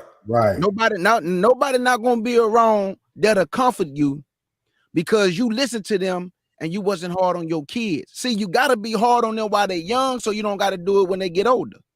Right. You gotta put your foot in their behind while they're young, so you don't have to do it. Man, my kids ain't never talked back to me, and my son's 17, my daughter 15, and my other baby is 6. My kids ain't never talked back to me, never rolled their eyes when I'm speaking, because I put my foot in their behind when they was young, kept them in the word of Yah at the age that they can understand, and they've been in the word all the way up to today. So the point that I'm making is that you have to be hard on your kids. Even the Bible tell you, if you don't whoop them, you don't love them. You don't correct them, you don't love them. Chastise them. Chastise. He say whoop them be times. He didn't say whoop them one time. He say whoop them be times. That means stay on their neck until they get the picture that you rule the house, not them. You live in my house. You don't pay no bills. You can't listen to what you want to listen to in my house. Man, like Charleston White say, if you want to know about your child, go listen to what he listened to and sit there and listen with him. That'll tell you a lot about your children. Because I heard my daughter listening to Cardi B just on the sly. I just went in her room and I heard Cardi B and I turned it off. I said, no, you can't listen to that. And I explained to her why. I say the music she promote is filth. Women showing their body, twerking, filthy lyrics. My baby don't listen to her. My baby like other type of music that don't mess up her psyche and cause her to want to start acting like a Cardi B, a Megan, or a Nicki. We ain't doing that up in here. My son can't listen to drill music. What do you need to listen to that for? You don't know what that might do to his mind. So you just got to explain to your kids what it is, and you got to keep them in the word. Because if you don't, I guarantee you, they're going to buck you when you get a certain age. These kids today, if you don't raise them in the word and the admonition of the Lord, they going to buck you when I guarantee you, they going to buck you when they get a certain age. That's facts, man. They're going to buck the shit out you. My son is just like your kids, you know what I'm saying? That nigga ain't never rolled his eyes back at me. That nigga ain't never motherfucking said no crazy shit, because he know his daddy about crazy, man. Listen, big salute, big salute. You know like, you know, because I had to whip his ass early when he first started staying with me, like about 8th grade. He a senior now. His mama brought him in, his mama had caught a second DUI or something, went to prison for about 4 months. You know what I'm saying? I got to put a business out there, but it is what it is, though. You know what I'm saying? Don't drink and drive. Damn it. But then he came, I said, no, I'm going to keep this nigga from now on. Because he came to me, goddamn it, the last report card of the damn school year, failing every goddamn thing. But she telling me, oh, he's doing good. He's blah, blah, blah, blah. They'll say anything to protect their kids from their own damn daddy from discipline, because they're not disciplined. So they don't want you to discipline. So this is why it's time for the black man to get his kids. You a single mother, you don't want them half the time anyway. That damn way, give them on to us. You know what I'm saying? Not to a Pookie and Ray Ray, but to some real men that's gonna tear that ass up and guide them in the right direction. Point blank. But let me because I'm gonna do that with my son. I had to get him just earlier this year. He did something I told him not to do. Found himself in a situation to where he was a part of a situation that he didn't do, but because you was there, made a bad choice, didn't listen to me. Now you caught up in the system, and his cousin that he was with, not in the system, didn't own up to it or nothing. So you know what happened, right? Oh, you gonna go against what I said, and mind you, he never did this before. So that day he learned a valuable lesson, because he got an old Negro slavery whipping that day, boy. I went and got a switch or two off of that bus. That's right. Woo, tore his behind up, brother. I mean, from then on, he went right back. He reverted right back to being that good old child that he was before that point. I'll tell you right now. I got a good scripture. Good old slavery whooping. They're gonna act right. I got a good scripture. I got a good scripture to back up what Brother Don Yehuda just said. This is Ecclesiasticus in the Apocrypha, chapter 5 and verse 4, and it reads, "Say not, I have sinned, and what harm have happened unto me? For the Lord is long suffering; he would not in no wise let thee go. concerning propitiation. Be not without fear to add sin unto sin, and say not, his mercy is great. He will be pacified for the multitude of my sins. For mercy and wrath come from him, and his indignation rested upon sinners. So all you young people who disrespect your mama and your daddy, and you want to go out there and do what you want to do, you want to add sin to sin, you're toting guns, you're killing. Don't you know his mercy and his wrath abide on you, dog? Meaning that he can either show mercy and allow you to live to see another day, or he can allow you to get slaughtered right then and there because you live by the gun, you're going to die by it. That's a true statement, man. That's why you see a lot of young men are dying, a lot of young sisters are dying, because you're disobedient. You don't listen well. You think you the mama. You think you can overrun your daddy. You tearing up the house over a cell phone. You talking back and putting your hands on your mama and your daddy. Well, let me not say the daddy, because like my brother Scorn just said, when you got a real man in the house, kids won't even roll their eyes at the daddy. They be so scared of daddy's presence, that look, he just give them that look, and they already know what it is. They go immediately and do whatever they know they're supposed to do. Yep. And that's just the truth. Yep. It's the truth. It's the truth. You know what I'm saying? Let me I'm gonna play this little last part of this video. And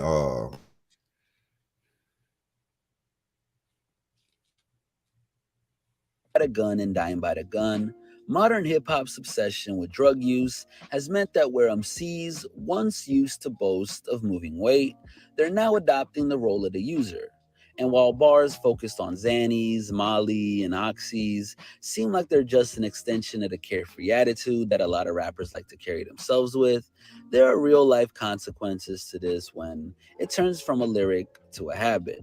In the 1980s and the 90s, it was attractive to be the entrepreneurial dope dealer, but now it's cooler for rappers to be the actual drug addicts. Prominent producer DJ Fu told Days during an interview on hip-hop's Xanax epidemic, "You were looked at as crazy and completely discredited if you were addicted to drugs. But now it's cool to be barred out. It's glorified." Going on to draw a comparison between LeBron wearing Jordans and Future using codeine as a way to depict how artists follow successive blueprints, his comments help to paint the endless references to pills, sipping, and everything in between in a different light. That said, their frequent use as a subject matter only accounts for one side of why drug use runs rampant in modern hip-hop.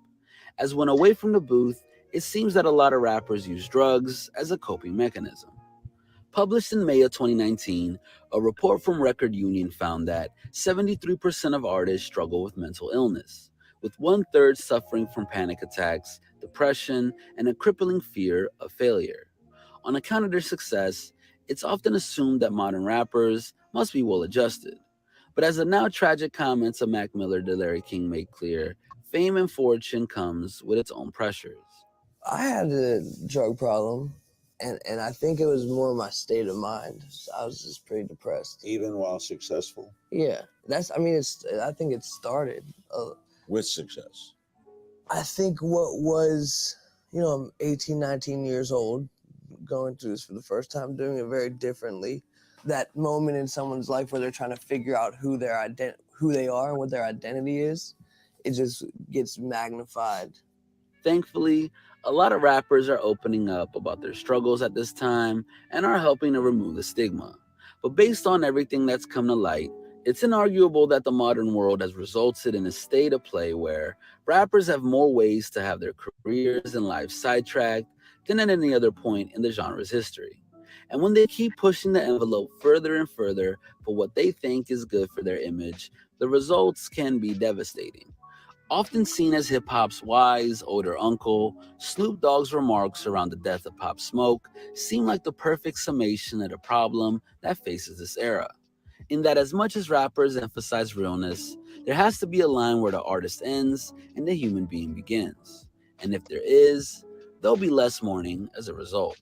And I was just with that young man in New York. Wow. And just seeing his spirit and watching him do his thing and him coming to LA trying to get away. That's a low blow right here. 20-year-old. It's a fast life, and a lot of times everybody don't really understand what goes into this thing right here. Yeah. This is a business, and it's trifling if you don't have the right people around you. And you got to know who you are when you get into this industry, because the music you represents you as a person as well, until you learn how to separate the two and become him on record, him in real life. And it'd be hard to get to that part because my records are selling because I'm so real and I'm so this and I'm so that.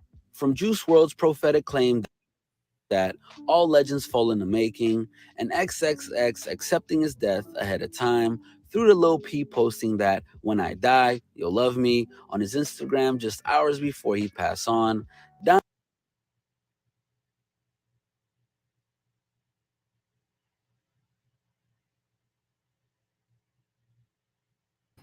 Man. The drug use, man. The drug use. It went from back when I was growing up, you know. Let me give y'all the music timeline. So from when I've been born, you got the 1980s, right? This is when rap first came in. You had Grandmaster Flash, The Message, telling you to get off the heroin. You know what I'm saying? Crack had just started coming around. Stop smoking crack. Stop doing drugs. Uplift the community. Clean up the community. Do this. Do that. Then it got to around the 90s. They started getting a little gangster. NWA started coming out. You know what I'm saying? Niggas with attitude. You know what I'm saying? Start talking, you know what I'm saying? The gang culture started coming in. You know, a little gangster here. Selling drugs. You know, fucking hoes. You know what I'm saying? Excuse my language. But this is where my era was in. Making money and fucking hoes. Selling drugs, fucking hoes. Right? Pimping. Now, today's is, no, don't sell the drugs. Use the motherfucking drugs. Don't pimp, be a simp.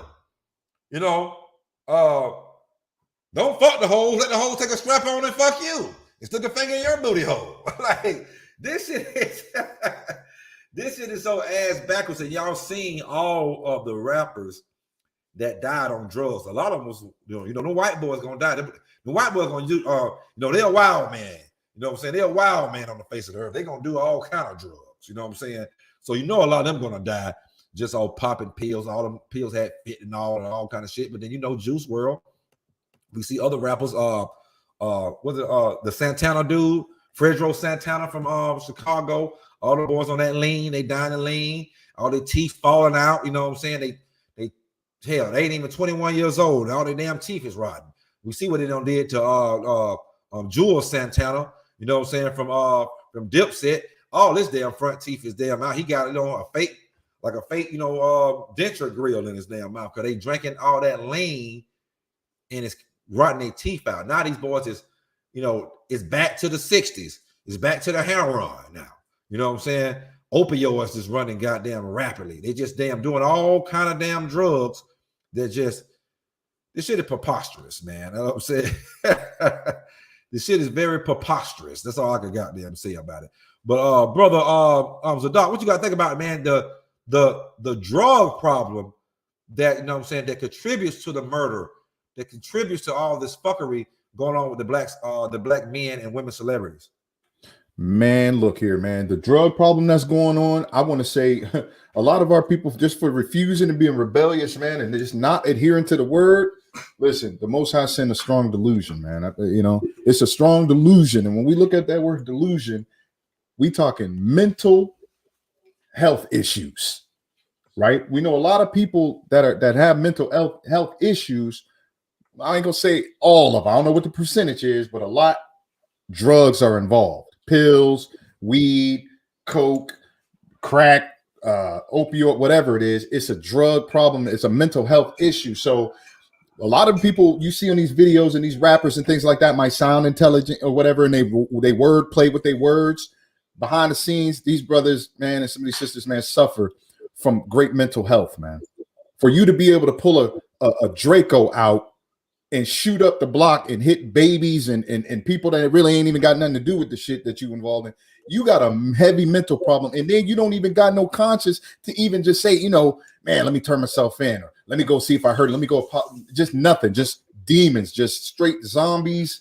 You know what I'm saying? And like I said, in drugs, the drugs, man, just play a major part in this, man. And they glorify it. on the video, smoking the weed, talking about the lean and this, that. I don't even know what they on now. They like what's his name said, man. What's that comedian name? Mike, what's his name? Mike Epps. I'm on everything. Right? Our people on everything, man.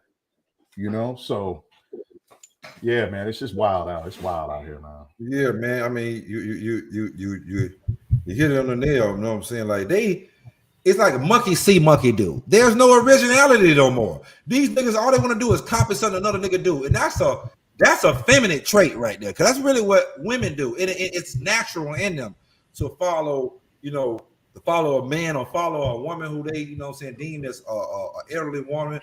These days they just follow the baddest bitch, whoever the baddest bitch is. You know what I'm saying? So the niggas do the same thing. Whoever the hardest gangster is or perceived to be the gangster. I want to go at him, or I want to be around him, I want to be like him. You know what I'm saying? It's a damn shame. Brother K. Judah, what you got to say about this, man? About the drug use amongst these celebrities, period. Not just the rappers, but celebrities, period. It's causing their death, and it's causing a bunch of little drug addicts all around the damn world. Yeah, well, you already know when we was coming up, we saw our uncles, families, kinfolk, cousins, aunties, whatever it may be. We saw them doing certain things, and they used to always tell us, don't let me see you doing this, though. Mm-hmm. So we know that in the black family, we have a lot of kinfolks, relatives that be on drugs, and we see it with our eyes, whether they be crack, powder, whatever it may be. We was always told to stay away from drugs, stay away from, these type of activities. But in the rap game today, man, they promote drugs to the kid. They tell kids to get on that Molly.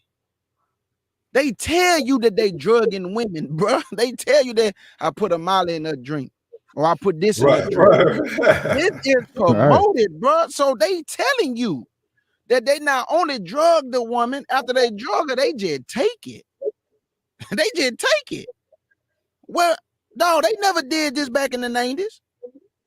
They was never making no music about violating no women, man. This stuff is promoted today.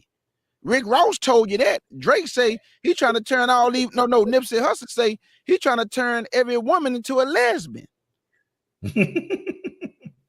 So the music today, bro, Satan is having a field day because he got a short time, family. So what he gonna do? He gonna take every opportunity. He gonna take advantage of his opportunity, and he gonna run everything to the ground. I mean, your kids, it don't matter, man. I'm talking about Satan is having a field day right now. Whether it's with the rap game, whether it's with the women that's rapping, whether it's with your children's mind, social media, this man is having a field day because he know where he going, but he got to take some people with him. And that's what he doing right now. He got a short time, and he gonna take some people with him. And he don't care how old your children is. He don't care if they die at a young age.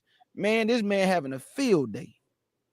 So keep your kids off of drugs and be careful who you allow your children to listen to, because music can sway the mind. Words are powerful. They have influence, and they can make your children do things that you don't know about mama and daddy. They can start popping them mollies. They can start taking them guns. They can start acting like they gangster, and then they go out there and lose their life because they portraying something their favorite rapper doing. But they rap won't never tell them the other side of that coin, though. Mm-hmm. Damn sure ain't gonna tell them. You know what I'm saying? Because they number death and being a damn junkie on the other side of that damn coin. You know what I'm saying? Right. And you made a perfect point. You know what I'm saying? We grew up around, adults that did all kind of shit. You know what I'm saying? You gotta remember, we come up in the crack era. You know what I'm saying? So crack and cocaine, period, was still a really rapper. You know what I'm saying? They didn't even have Kush weed. They had the dirt Reggie weed back then. But they will tell you, I don't care if they were smoking weed, smoking crack, or snorting powder. They'll tell you, hey, we may never see you do none of this shit. I mean, shit, you know what I'm saying? I mean, I'll just be in the trap selling crack, and the crackheads will say, hey, I will never see you do this shit. And then they'll take a hit. Right. You ain't lying. Straight up. Straight up. You know what I'm saying? Then they'll take a hit right after. Brother Daniel Huda, man, we got to think about the drug, going from selling drugs to, rapping about selling drugs to rapping about doing drugs. And the contribute all these overdoses of these not just rappers, celebrities, period, black men and black women celebrities, period. And as you see, it ain't just affecting us. The white boys and white girls, they falling the hell out too. Yeah, it's all part of a more elaborate plan by the military industrial complex, you know, as far as this drug epidemic. You know, they're the ones that put the drugs at such a high volume within our communities, because a lot of these drugs are manufactured outside of the country, you know, being in itself.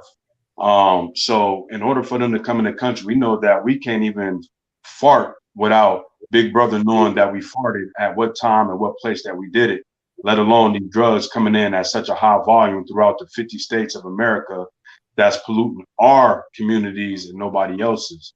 So them allowing, you know, these rappers and artists to promote the drugs, you know, it plays into what they want to happen, because you got to realize that when we came up, it was about selling drugs, right? So it made it very accessible for us. They gave us a pipeline for easy money through the means of selling drugs, which then fueled, on the flip side, the prison complex. You know, they were looking for ways to keep us in prison, because when you look at the Constitution, and I believe it's either the 14th or 15th Amendment, correct me if I'm wrong, they tell you that slavery allegedly is abolished except for when you're in prison. So that's a clear sign of, you know, them instituting in a crafty counsel way of keeping our people in the means of slavery, because we make up over half of the prison population due to our sheer numbers. We're what, 12 to 14% in America, but yet we make up at least 40 to 60% of the penal system as a whole. You know what I'm saying? Those numbers shouldn't even, that's out of whack, that's out of balance. So when you take that into consideration during our time of selling drugs, and now you have a system that's overly populated, you know what I'm saying? And they have to start releasing people, which is why they have this new law that they're about to pass next year, that purge law. Now, you know, it makes it easier to say, okay, we can't necessarily do this because we got to start, you know, lowering the numbers because our resources are being depleted. Let's string them out on drugs. Let's get them to where they're not thinking straight. Let's get them to where they cannot unify, because we also know on the back end, you had the FBI saying they didn't want any Black Messiah rising. They wanted to make sure that they controlled the narrative on who was going to be a leader within our community to galvanize the people. See, they fear us galvanizing because it's scriptural and it's prophetic. Once we galvanize, once we do Zephaniah 2:1 come together, O Nation Not Desire, is pretty much a wrap for them. Because now our God is going to come back and he's going to fight for us. When you read in the scriptures, most of the battles Israel didn't have to fight. The Most High went ahead of them and fought for them and destroyed the nations. That's true. You know what I'm saying? They don't want that. They don't want that to happen. And so you have them drugging us out. You know what I'm saying? And these celebrities, they work for a complex that is governed by the military industrial complex. When you look at the big companies that control these music industries, I want to say it's about 5 or 6 of them. They all sit on the CFR, which is the Council of Foreign Relations. That's international government. So why would big media companies sit on the CFR? You know what I'm saying? This means that they all in cahoots. When they have those little agendas every so many years and they're meeting up and you can't get in there to know what they're talking about, they're talking about you and me and how to govern this world and how to keep our people at the bottom. Because to have a capitalistic society, you have to have a bottom class of people.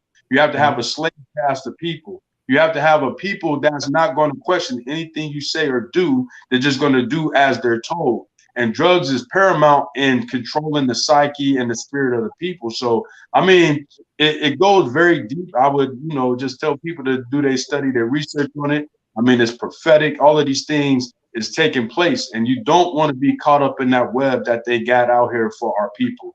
And our people are falling head, you know, line and sinker in with this music. Like the scriptures say, evil communication corrupt good manners. So if they telling you it's good to pop a molly, you got our people popping mollies. They tell you it's good to smoke as much weed as possible. You got our people, like when I came up, I didn't smoke weed. Tupac and Snoop Dogg made it very fashionable to smoke weed when I was coming up. Right. You know what I'm saying? So I started smoking weed because that was the thing to do. If I probably was born in this generation, I probably would have been drinking lean or popping Molly, because as an older man and me seeing the youth, when I was still going out, I was seeing them doing these things. And I used to think like, man, these dudes is drugged out, man.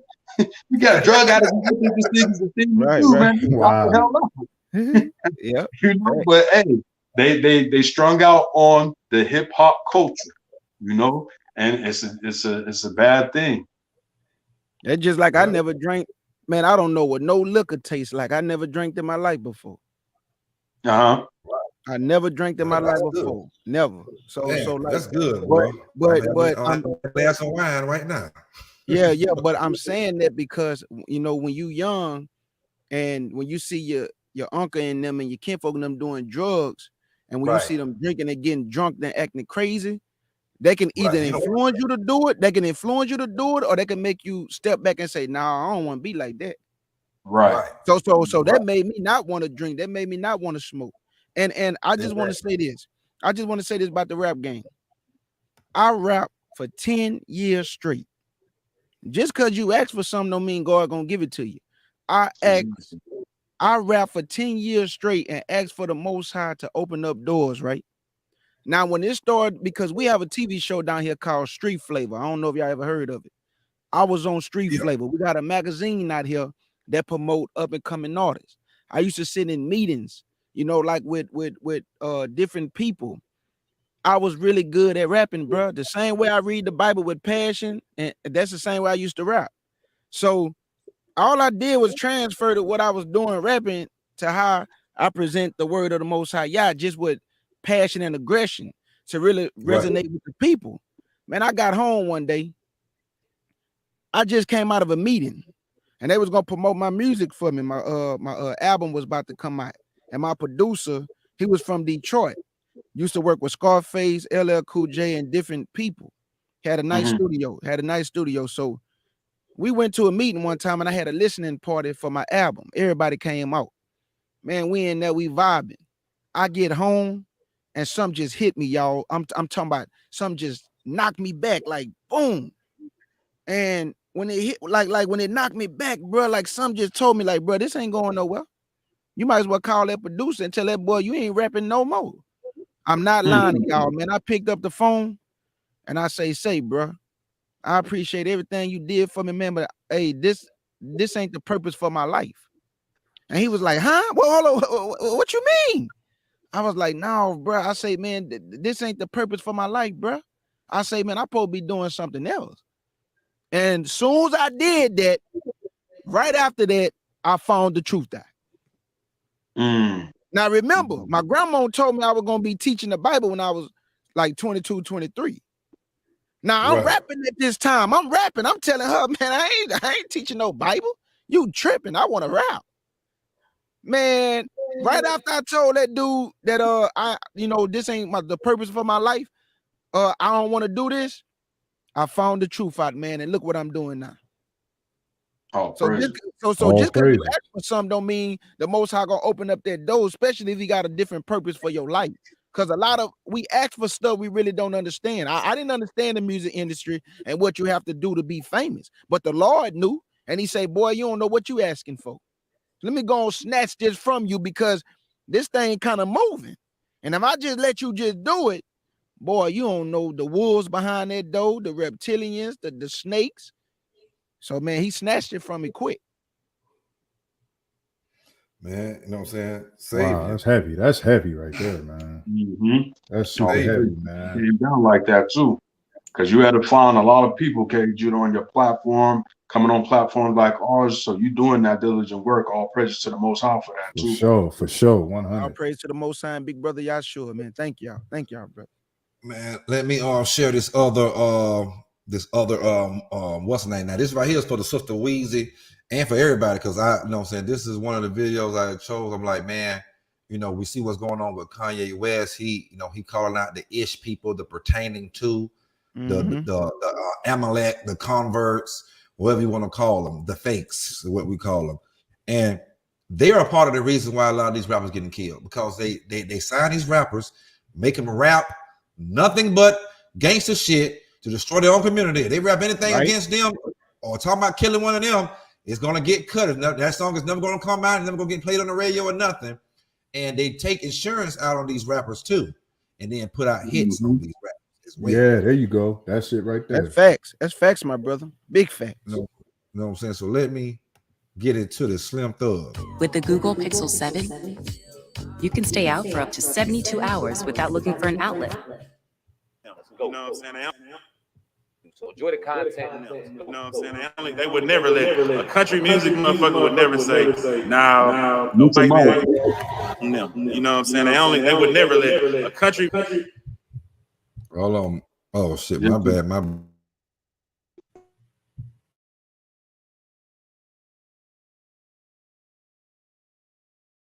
them. You know what I'm saying? They would never let a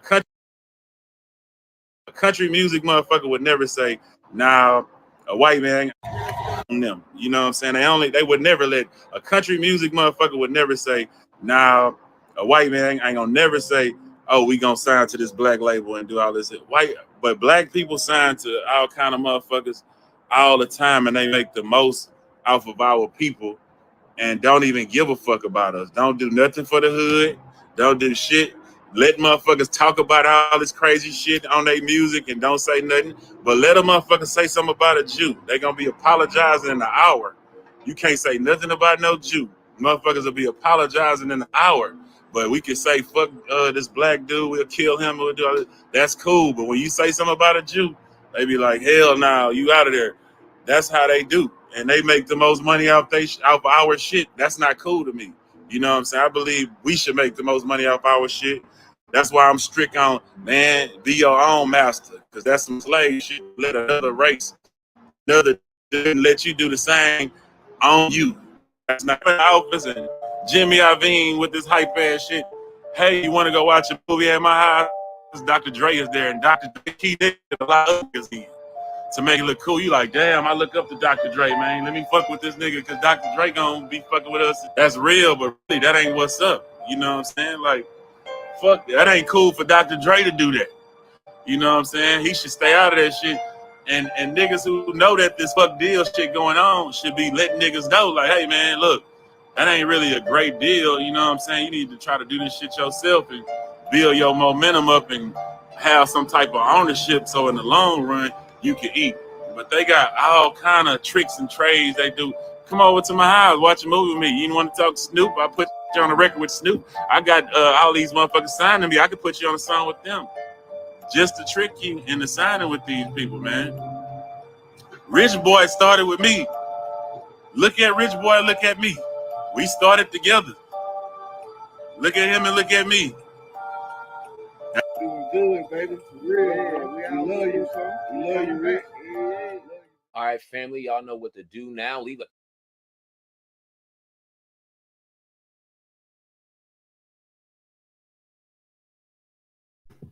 Well, y'all got a chance to see a little bit of Rich, boy. Damn, boy. Woo! Woo, woo, woo, boy. This shit is something else, boy. This shit is something else, man. This shit is something else, man. You know what I'm saying? I know this is a tough subject, man, but I don't care, man. You know what I'm saying? Man, you know, those fake Jews, dude, they help destroying us because, like your brother said, you don't see no white people, nobody else signing to black labels, but we'll sign to all the white labels. All they had to do, got you doing all the fuckery, got you out here jigabooing, acting, you know what I'm saying, being a whore, over sexualizing yourself, got you becoming homosexuals, got you becoming feminists, got you becoming misogynists, got you becoming punks, got you becoming every damn thing, killers, cap pillars. You know what I'm saying? And they sign you, like he said, they bring in Jimmy Iovine, bring you on in. I got Dr. Dre right here, man. I got Snoop Dogg right here, man. Hey, man, I got all these artists, man. They can put, you know, so I can put you on they, you know what I'm saying, put you on their song, I mean, you know, on their albums and put them on your albums and so forth and so forth. And a lot of times they say, hey, man, you know, oh, man, take this drink. You take that drink, man, you wake up, you got all kind of semen in your booty hole. You got semen all in your goddamn ears, your mouth, your nostrils. Well, we're going to talk, let's talk about it. They're killing you that way too. It's like what the doc said. You're hitting all kind of holes, but you're hitting booty holes too. You know what I'm saying? You're doing all kind of strange things for some damn change. Well, you know that community running that, man. The LGBTQ is running that community, so you're going to be put in some compromising positions for that lifestyle that you want. Right. And what you got And to Slim say, Thug. John, really about the about the pertaining to people pulling all the strings. You know, they got you doing the gangster shit. They, you know what I'm saying? They signing your artists and putting insurance on you, and then putting hits on you. After that, right there, you know what I'm saying? Because, you know, you're worth more dead than you're worth alive. Facts. You know, they got your rights. They can keep playing your songs. You're dead. They got their rights. They're making more money off your ass dead than you're alive. That's why we got to go back to the Tupac and Biggie and all them situations. There's a lot of cricket niggas out there. You know what I'm saying? Yeah, but you know what? A lot of that stuff fall in our own lap, though, bro. Like at the end of the day, they provide the vehicle and they promote what they want to, but it falls solely on us to either accept that or not to accept that. I was just about to say that. Right. You don't have to be that gangster rapper that's gonna make that music that's gonna destroy your community. You know what's crazy is that Master P, even though he promoted and helped promote that type of lifestyle, but he also on the flip side showed us that you didn't need those big corporations to make it, man. You could come out the trunk of your car and make it without the help of a big corporation. You know what I'm saying? You could be a J. Cole, you could be a true rapper like the Chef or Annaville, or you know what I'm saying, the Deacon, whoever. You can promote positive music. Like if K. Judah was to get back into the rap game right now and promote nothing but truth Israelite music, he didn't need corporation to do that. He could go right out, door to door, hand to hand, gas station, whatever, promote that thing, man. The Most High gonna move. You know what I'm saying? So they just make it easy for people who are envious and covetous, who love the ways of the world, and they don't care. They're gonna do those things because they see fast money, but they don't have to. That's why I tell you in Deuteronomy 11:26, I give you this day a blessing and a curse. He tell you got a choice, but can you live with that choice you make? Can you live with the weight of the choice that you making right now? Right. That's why he said choose life. He gave you the answer right there with the choose. Gave you the answer. Gave you the answer. You know, and what I like mostly about H-Town rappers, you know what I'm saying, because you know, I just listen to all the Screwed Up, Swisher House, you know what I'm saying, Michael Watts, DJ Screw, you know what I'm saying, RRP, DJ Screw. I just listen to all, you know what I'm saying, all them boys, you know what I'm saying, Fat Pat, Slim Thug, you know what I'm saying, and this when they was, you even know their real voice. All you know, that shit was just screwed and chopped up, and you know what I'm saying, I was go down there, you know what I'm saying, to Houston when I was in the military station in Kansas, to drive down there, you know what I'm saying, a lot. And I just go through there a lot, doing a lot of fuckery too, you know what I'm saying, when I got out the military, you know what I'm saying, just, you know, all kind of stuff, man. And, you know, and Houston, one of them cities, man, you know, and I know the brother, K. Judah could test this, man, you know, hey, you got to, you know what I'm saying, keep your head on the swivel, because, you know what I'm saying, there's a lot of scandalous shit going on, you know what I'm saying, they're at it, you know what I'm saying. But one thing I always respect about them boys, they kept it independent, and even when they went major, they still knew how to handle business, because when they were independent, they had to handle a lot of their own business. So they knew how to do their own marketing. You know what I'm saying? And certain countries, see, they had to went through certain contracts with Swisher House and you know what I'm saying, DJ Screw, you know what I'm saying, company. So they knew how to handle. They've been through certain contracts, ups and downs. So that's how Slim Thug will tell you, like you say, him and Rich Boy came in the same time. You see Rich Boy is on that work. That boy looks so goddamn bad. I mean, man, yeah, he do. Oh, he looks terrible, man. And that video right there ain't the only video out there. I mean, good God, man, you got to see him, boy. That boy, ooh, Lordy, man. Good God, man. Set your prayers up for that brother, because where are the companies that, you know, that supposed to have his back? See what I'm saying? Right. See, Rich Boy had him and his brother right before Throw That D's on him blew up, right before he signed his contract. Him and his brother got in a shootout on a freeway or highway or the street. No, on a street place or a freeway or somewhere in Mobile, Alabama, and one of the bullets that his brother or him, one of them shot out, it went into a Cadillac car and ricocheted and hit somebody, right? You know what I'm saying? You know, ricocheted and hit somebody. So the brother had got sentenced to like a 10-year sentence or whatever, you know what I'm saying? And then Rich Boy had just got probation. So, you know, so the dude, the white dude or whoever it was, I think it's a white dude or whoever it was, got hit, end up suing. And Rich Boy, I think he went suing Rich Boy for like 300-something thousand. Now you would think Rich Boy would be able to pay that money, but Rich Boy was able to, he only paid 30,000 out of that 300-something thousand dollars. Now the interest, everything done went up to 800-something thousand. You know what I'm saying? And I don't know if he stayed with his parents. I don't know how he got a domestic violence with his parents and stuff, man. But this dude had, man, his videos with him arguing with crackers, man. He got like the not the heads clippers, but like the little clippers that you clip like little branches off with, man. He got that in his hand, walking around barefooted with his shirt off, looking like looking like one of the worst crackheads ever in life. Boy, you know what I'm saying? It's all kind of videos out there, man. I mean, you know what I'm saying? He like, is that yeah, it's Rich Boy. Just listen to him talk. You know what I'm saying?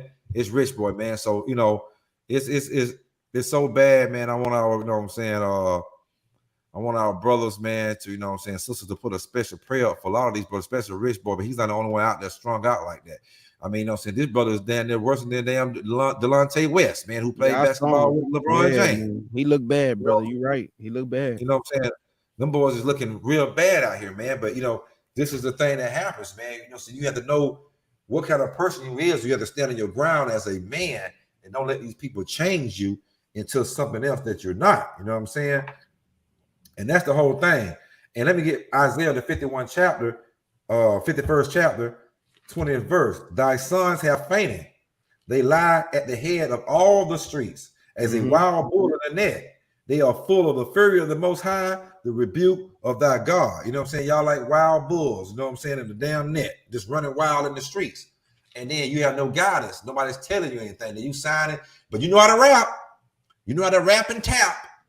Right. You know what I'm saying? So you get in there rapping and tapping, you know what I'm saying? And then you get up under these people and they got, now they guide you. Hey man, rap about selling drugs. Hey man, rap about fucking hoes. Hey man, just rap about killing each other, man. You know what I'm saying? No remorse, man.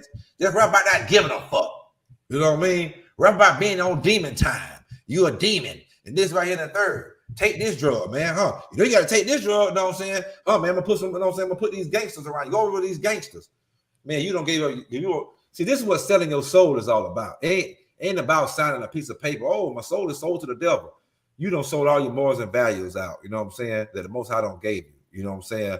And now you out here giving up your booty hole. You got to go through all these sex rituals and demonic rituals to get fame and money, and then you die.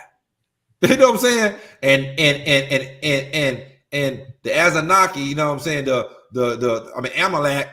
Amalek sit there, you know what I'm saying? He getting rich off you because he already don't set you up for failure. You know what I'm saying? He got the life insurance out on you and setting it hit. Oh, he getting paid good. He getting paid good, man. What y'all? That's why what you said about the Houston rappers are true though.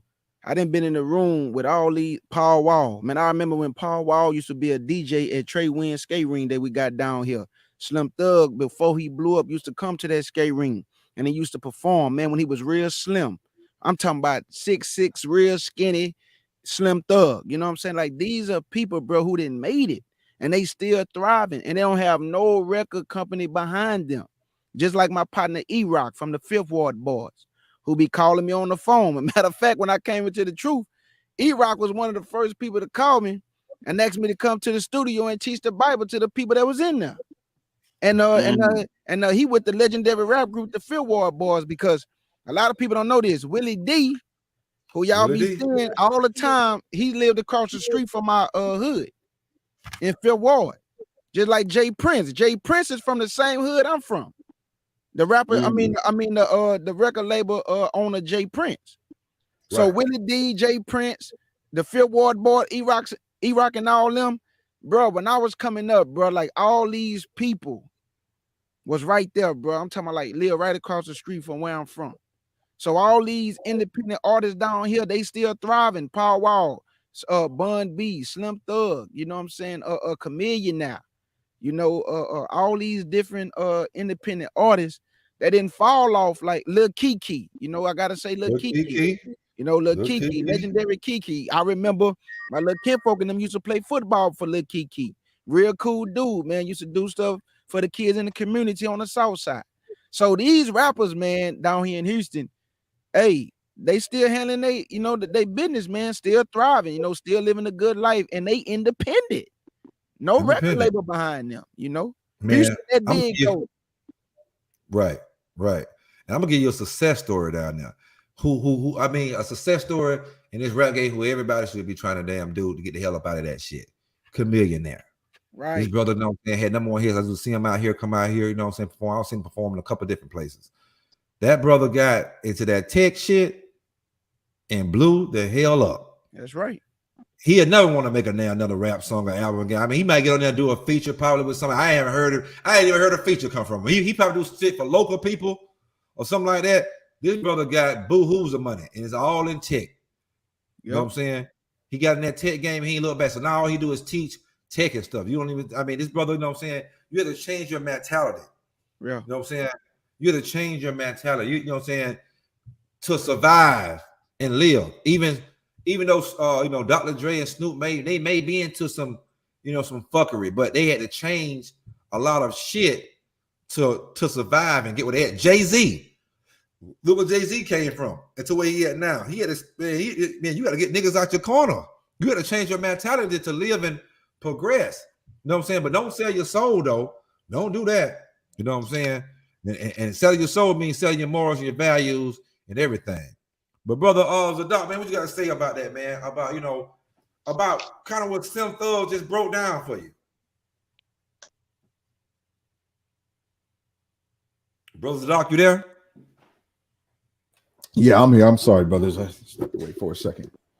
What's that? Yeah. I was saying, what you think about what Slim Thug had to say in that clip? Foolishness. Foolishness, man. Like, I don't know, man. Like I said, man, I stepped away for a second. I kind of got something going on here, man. These people. Well, basically, he was exposing the Jewish community of how they use the brothers and, you know what I'm saying, and the sisters in this entertainment industry, period. You know what I'm saying, and how they have them. You know what I'm saying, how they raping them out of country, and how they have them doing all kind of stuff. They supposed to use and abuse them. That's what they do. It's our job not to get used and abused. So I was listening to an interview that Charleston White did with a guy out of Chicago, and they was going back and forth about the record labels. And Charleston White made a good point. He said, man, you think the record label supposed to turn down this gangster rapper? He say, no, he supposed to sign him and let him promote the music that he want to promote that's going to bring that record label in money. It's the rapper that want to promote that music. So, hey, the record label got the vehicle to promote it. He going to promote it. So Slim Thug saying that he mad at the record label, man, you can't get mad at them record labels. They there to make money. You just got to not allow yourself to be used in a way to where it can either cost you your life. And a lot of these rappers, they want to be famous, right? So the record label's going to open up that door, going to let them get some fame, make a little money. They're going to rape them and rob them. And guess what? They might lose their life playing gangster. So it's not the record label fault. It's their fault for allowing themselves to be used like that. Got to make better decisions, man. Right. That's where knowledge and wisdom kick in at, man. And not everybody want to attain that knowledge, and they just want the wisdom of this world, which is foolishness with God. That's why you end up raped and robbed and exposed and exploited and all that nonsense from not using knowledge and wisdom, man. You know, when you reject it, Most High God rejects you, you know. Hey, and another thing, man, real quick in James chapter 4, right? A lot of people, you know, they go in these, they say they love God, they know God, they want to read the Bible, this, that, and the third. They praying, they don't know who they praying to, they don't know what they asking for. But in James chapter 4, and I believe it's James chapter 4, verse 2, it says, ye lust and have not, ye kill and desire to have, and cannot obtain. Ye fight and war, yet ye have not, because you ask not. They don't know what they're asking for. They're not asking for the knowledge and wisdom to understand the businesses or whatnot that they in, or what they should be, how they should be moving in that industry. So these things they want these things upon their lust, like it says in verse 3. Ye ask and receive not, because you ask amiss, that you may consume it upon your lust. See, they only want the riches and the fame, because the lustful men. They going after what their eyes see. They want, like I said before earlier, they want the women, the hoes, the clothes, and all the stacks of money, man. Not using no wisdom. You understand? So they ask amiss. They're not asking for the right things. They're not asking for the wisdom and how to move. That's why they get caught up in this trap. Hence the word trap. They say they're in the trap. It's a trap. The trap game, rap game, it's a trap. You're done for. So that's all on that. Yeah, that was a great scripture, my brother. Yeah. Let me bring out the scripture of the show. Psalm 79th chapter, verse 4. We have become a reproach to our neighbors, a scorn and derision to them that are round about us. We are laughing stock. What Deuteronomy 28:37 say? We are damn byword and proverb, or damn astonishment. Do. You know what I'm saying? And Deuteronomy 28:28, says that we smite with madness. You know what I'm saying? We crazy. We got a lot of damn. I heard K. Judah say this the other day.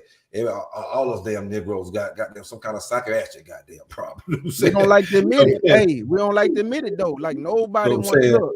The best thing you can do is therapeutic for you is admit your faults and also stop trying to be over righteous, thinking because you came into the truth you don't still face problems.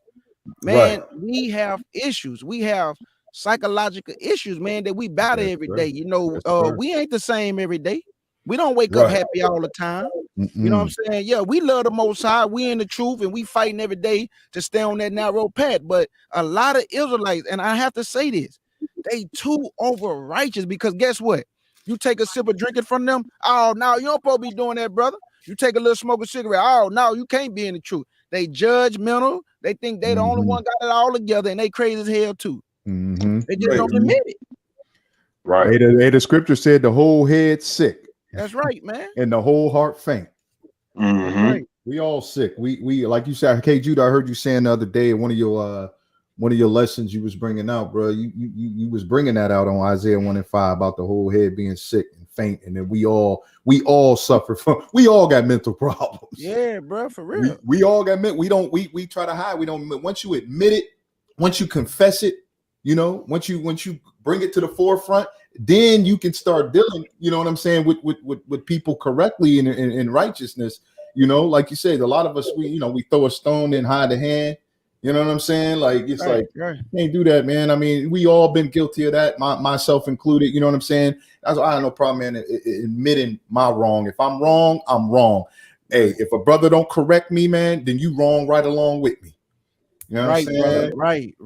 You wrong right with me, man. So I ain't gonna run away from the correction, man. But a lot of our brothers and sisters run from that correction because they don't want to be right. Still want to be a nigga man and a nigga woman, man, and then say you in the truth.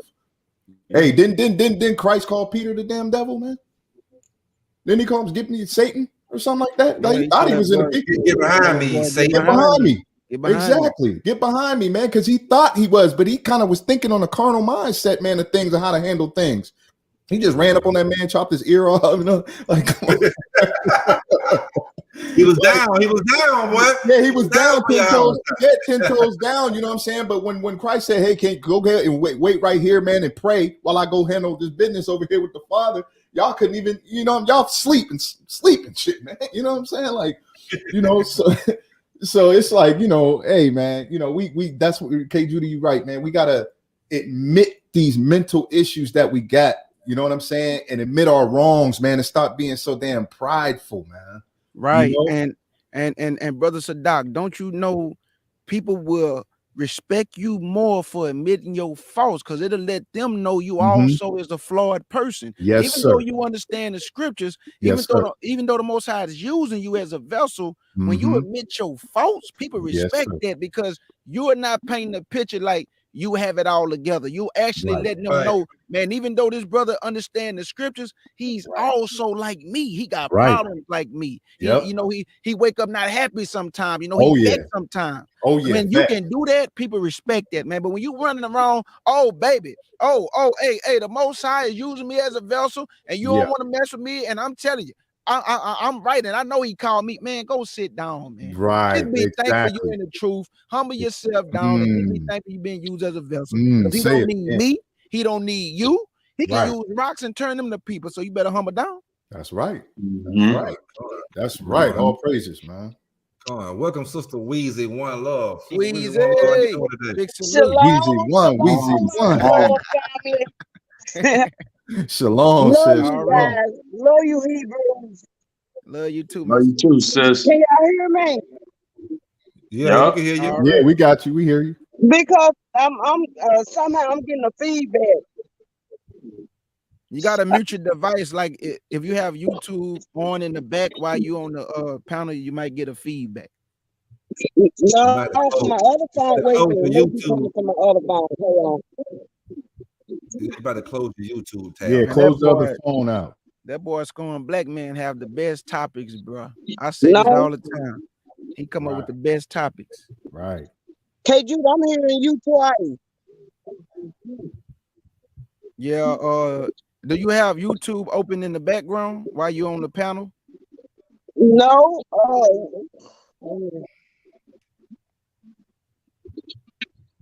I'm gonna go on mute for you. No, you talking, K. Jude. You said something about somebody overwriting. Yeah, he was talking about, you know what I'm saying, about brothers, brothers in this truth, you know what I'm saying? Brothers and sisters in the truth being trying to be over righteous. Well, I'm gonna go out trying and to come back call in. people out. I'm gonna go out and come back in. Okay, sister. But yeah, man, this is real talk, man. We got to, already. And then the younger generation is the most stupidest music is getting, man. I mean, it just ain't rappers. R&B people, I mean, hell, you get R&B stars getting beat up. What's those boys from goddamn it just had a little powerful thing. Pleasure It went P. on. Yeah, Pleasure P got beat up in there. You know what I'm saying? Yeah, Trey Songz almost got his ass beat up there. These R&B cats, you know what I'm saying, is doing the most. You see what Chris Brown, another prime example. Chris Brown wanted to get down. You from Virginia, you're an R&B singer. You moved to LA, now you want to become a game maker. You're a blood. Then the niggas rob your ass. Home invasion your ass. You know what I'm saying? It doesn't make no sense. But go ahead, Sister Weezy, my love. Okay, can y'all hear me now? Yes, we can. Yes, ma'am. Can y'all hear me? Yeah, we can hear you. Yep.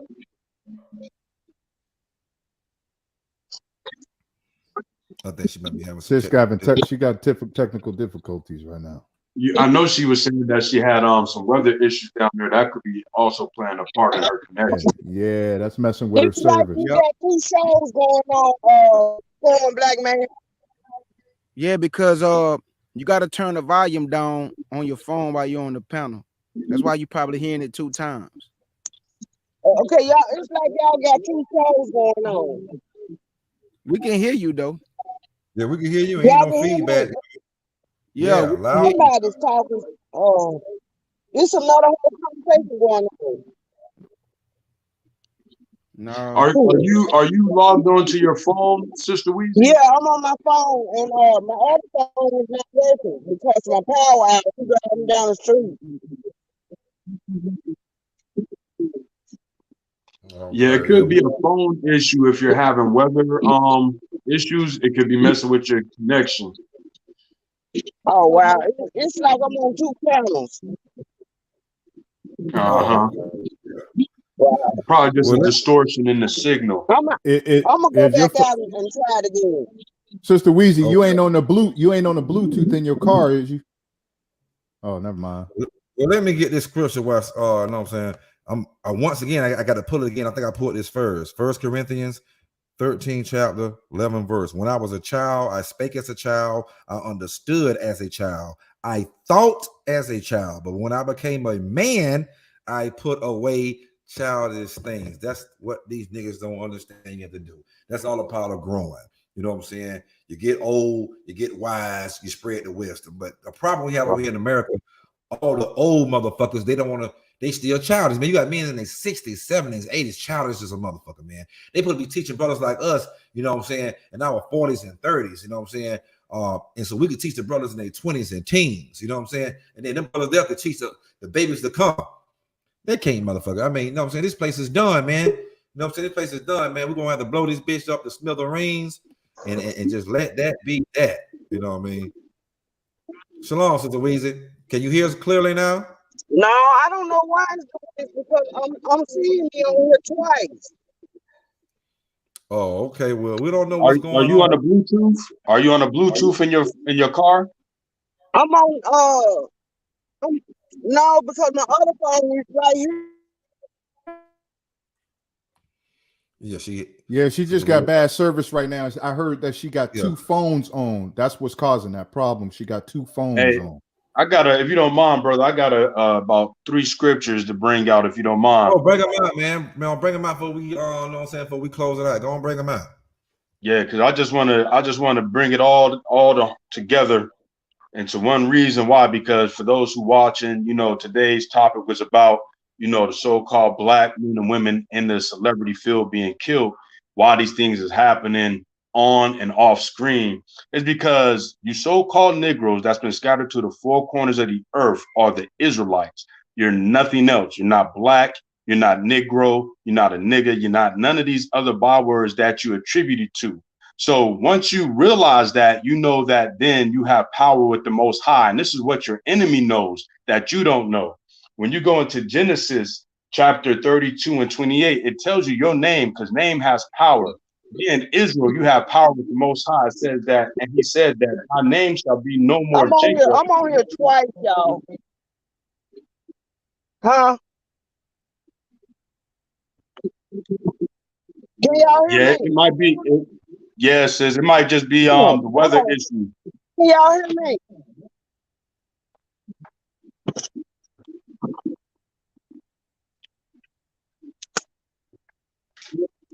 This doc, you talking about Chris Brown right now? No, we passed Chris Brown. You must got your YouTube thing still open. We way past that now, Sister Weezy. What you said I got open? You must got your YouTube tab, but we got to close out the YouTube when you get on Yard Stream. You got to close that out. Yeah.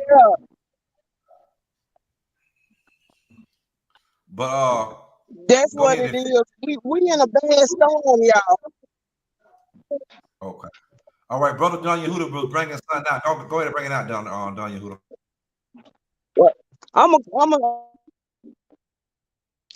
Yeah, what I was saying basically was, once we realize our nationality and who we are as a people, being the nation of Israel, then we know that we have power with the Most High. And this is why a lot of these things are happening to us, because our oppressors and the other nations know who we are as a people. So when you read in Genesis 32 and 28, it tells you that our name, being a prince, has power with the Most High, with him, with men, and has prevailed. So that means we have the ability and the power to prevail over any and everything. So let me show you what the oppressors know that we don't know, and why we suffer the things we do. When you read in the Apocrypha, the book of Judith, chapter 5, verse 17 and 18, it states, and whilst they sin, meaning the Israelites, not before their Most High, they prosper. So if we did not sin before our God, we prosper, because the Most High that hateth iniquity was with them. But when they departed from the way which he appointed them, they were destroyed in many battles very sore, and were led captives into a land that was not theirs. And the temple of Yah was cast to the ground, and their cities was taken by the enemies. So it's telling you right there, that the enemies know who you are as a people, not black, not African American, not Afro American, not Negro, not nigger, not none of those things. You are the Israelites. And the only way to keep you from connecting to that power that's going to free you out of these conditions is to keep you in sin, to keep you in a lifestyle that's promoting death, destruction, adultery, covetousness, lying, and everything in between amongst the people. So until we realize these things, until we get away from these things, we're going to continue to suffer from these things.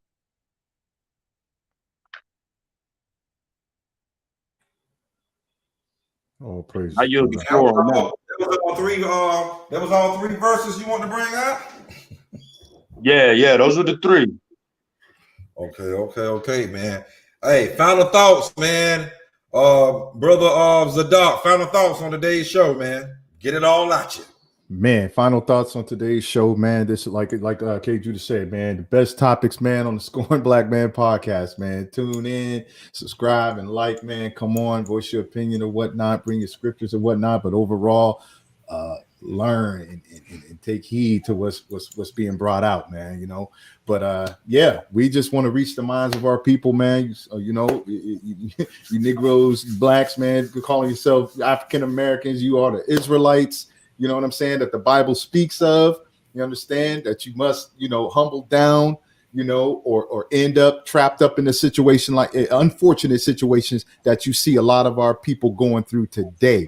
Every day on the news, on social media, you see our people jammed up, right? You do not see a culture, how a culture is supposed to be, right? We're supposed to be the best culture on the planet. You understand? Right. A culture is a people that has achievements,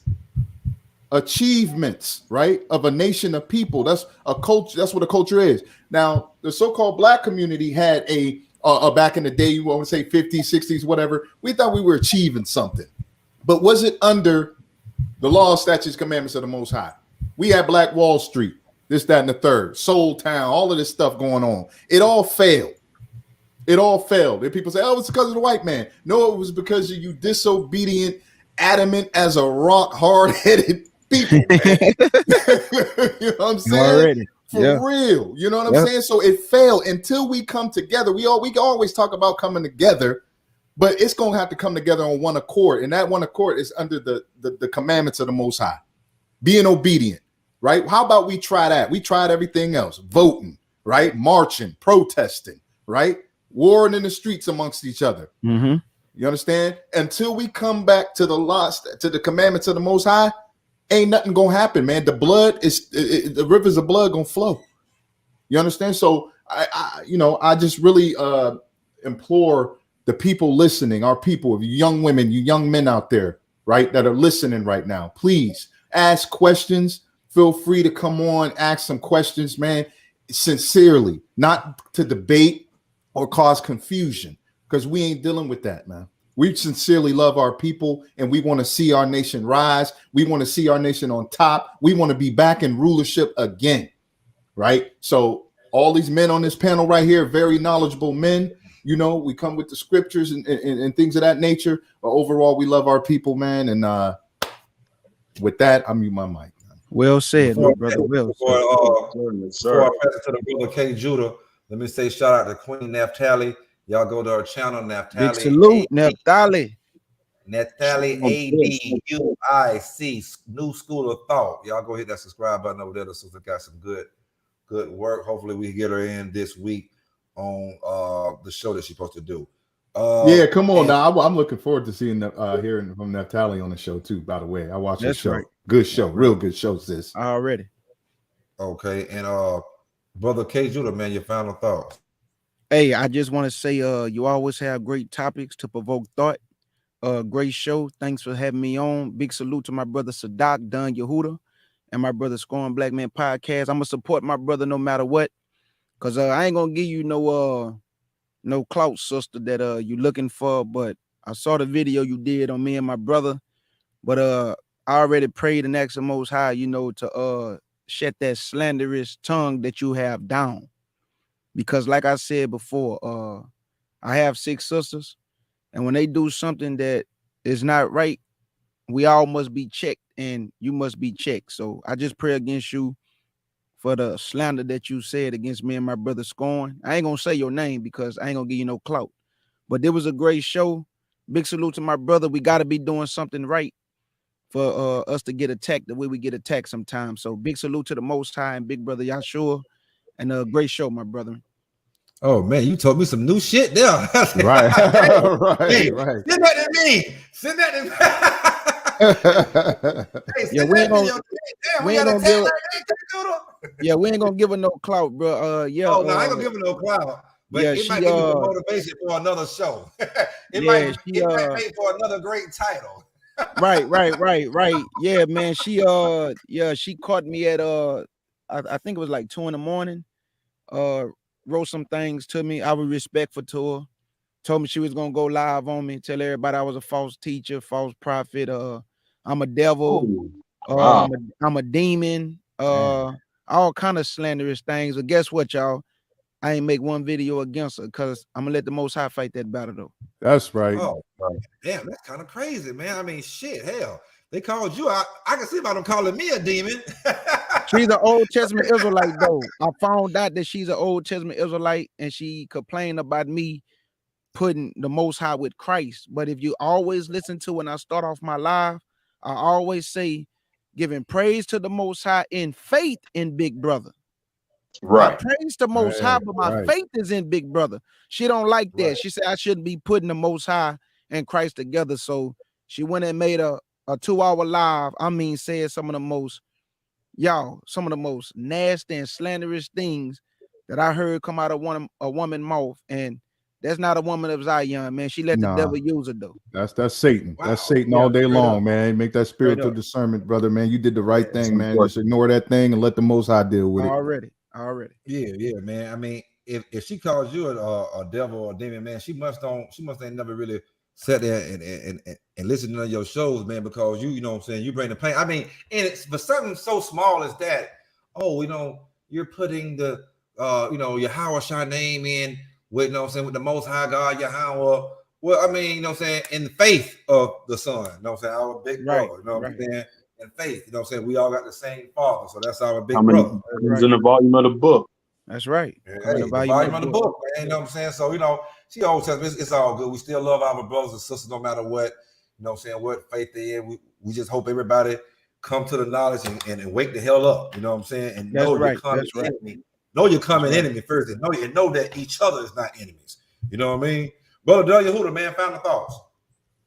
Yeah, my final thoughts. Once again, a great show. Always a pleasure getting on the panel with you brothers. It helps me to strive higher in this walk. Help me to self-examine where my shortcomings is at and ask for forgiveness, because every day above ground is a blessed day when you can go to the Most High and ask for forgiveness and commit your wrong. And what King K. Judah just said, it kind of segues into the scripture I was going to leave with the brothers and sisters. 1 John 3:18. My little children, meaning Israelites, by the bywords of African American, nigga, Negro, Afro-American, Haitian, Caribbean, so forth and so on. My little children, you brothers and sisters who have secret hatred for your brothers and sisters and not self-examining why you have this hatred. My little children, let us not love in word, neither in tongue, but in deed and in truth. So let us cast away all these vain sayings of how you love one another. If you're not showing that love, then you don't love your brother and sister. All you're doing is popping your gums, jaw jacking, you're just talking junk. So we got to get away from a lot of these things that we say we are doing and not doing, and do what we say and talk less. Come on. And my final thoughts is this right here. You know what I'm saying? My final thoughts first, before I read the scripture, man. Wake up, Black America. Wake up to who you are. Wake up to who your real enemies are. Wake up and see, when you say about certain people, you have to apologize immediately. When somebody do something against us all the time, every day, all day, nobody apologize. We don't get no reparations. We don't get this right here and that right there. And I'm tired of you mulatto ass niggas talking about some, Oh, y'all sound like the white man. Y'all sound like y'all crying. Nigga, pick a side. But don't pick my side. You're dead in the white man. Get the fuck on somewhere else. Look at this right here. Ecclesiastes, chapter 12, verse 13 and 14. Let us hear the conclusion of the whole matter. He's going to break down the whole show. Fear the Most High God, keep his commandments, for this is a whole duty of man. That's right. For the Most High shall bring every work into judgment with every secret thing, whether it be good or whether it be evil. And with that, folks, this is what I'm saying. shout out to everybody in the chat, Queen Natalie, Professor Lovely Lady, Weezy One Love, everybody is watching, everybody's gonna be watching in the future. Like, share, the video, share the video, and subscribe to the channel. Go to Fire Talk Radio Podcast as Brother W. Huda. Hit that subscribe button. Go to LTKW, Let's Talk Knowledge and Wisdom Radio Podcast. Brothers the Doc, hit that subscribe button. Go to K Judah Show. The K Judah Show, just like it's spelled on there, hit that subscribe button and share with family and friends and people like mine. And with that, family, we're going to say shalom. Great show. And we hope y'all enjoyed the show. Tune in next Saturday. Let me get you the title before I get off of here. Next Saturday, the title of the show is, let me pull this joker up. I'm moving a little slow here. The title of the show is for next week will be called Pookies and Ray Rays, or who American modern women want until it's too late. Oh, that's gonna be a good one, man. That's gonna be a good one, boy. You know, we come with them titles, man, them topics already. Let's go, let's roll. We'll see y'all next Saturday. Shalom, family. Peace Great and show, blessings. man. Great show. Yep.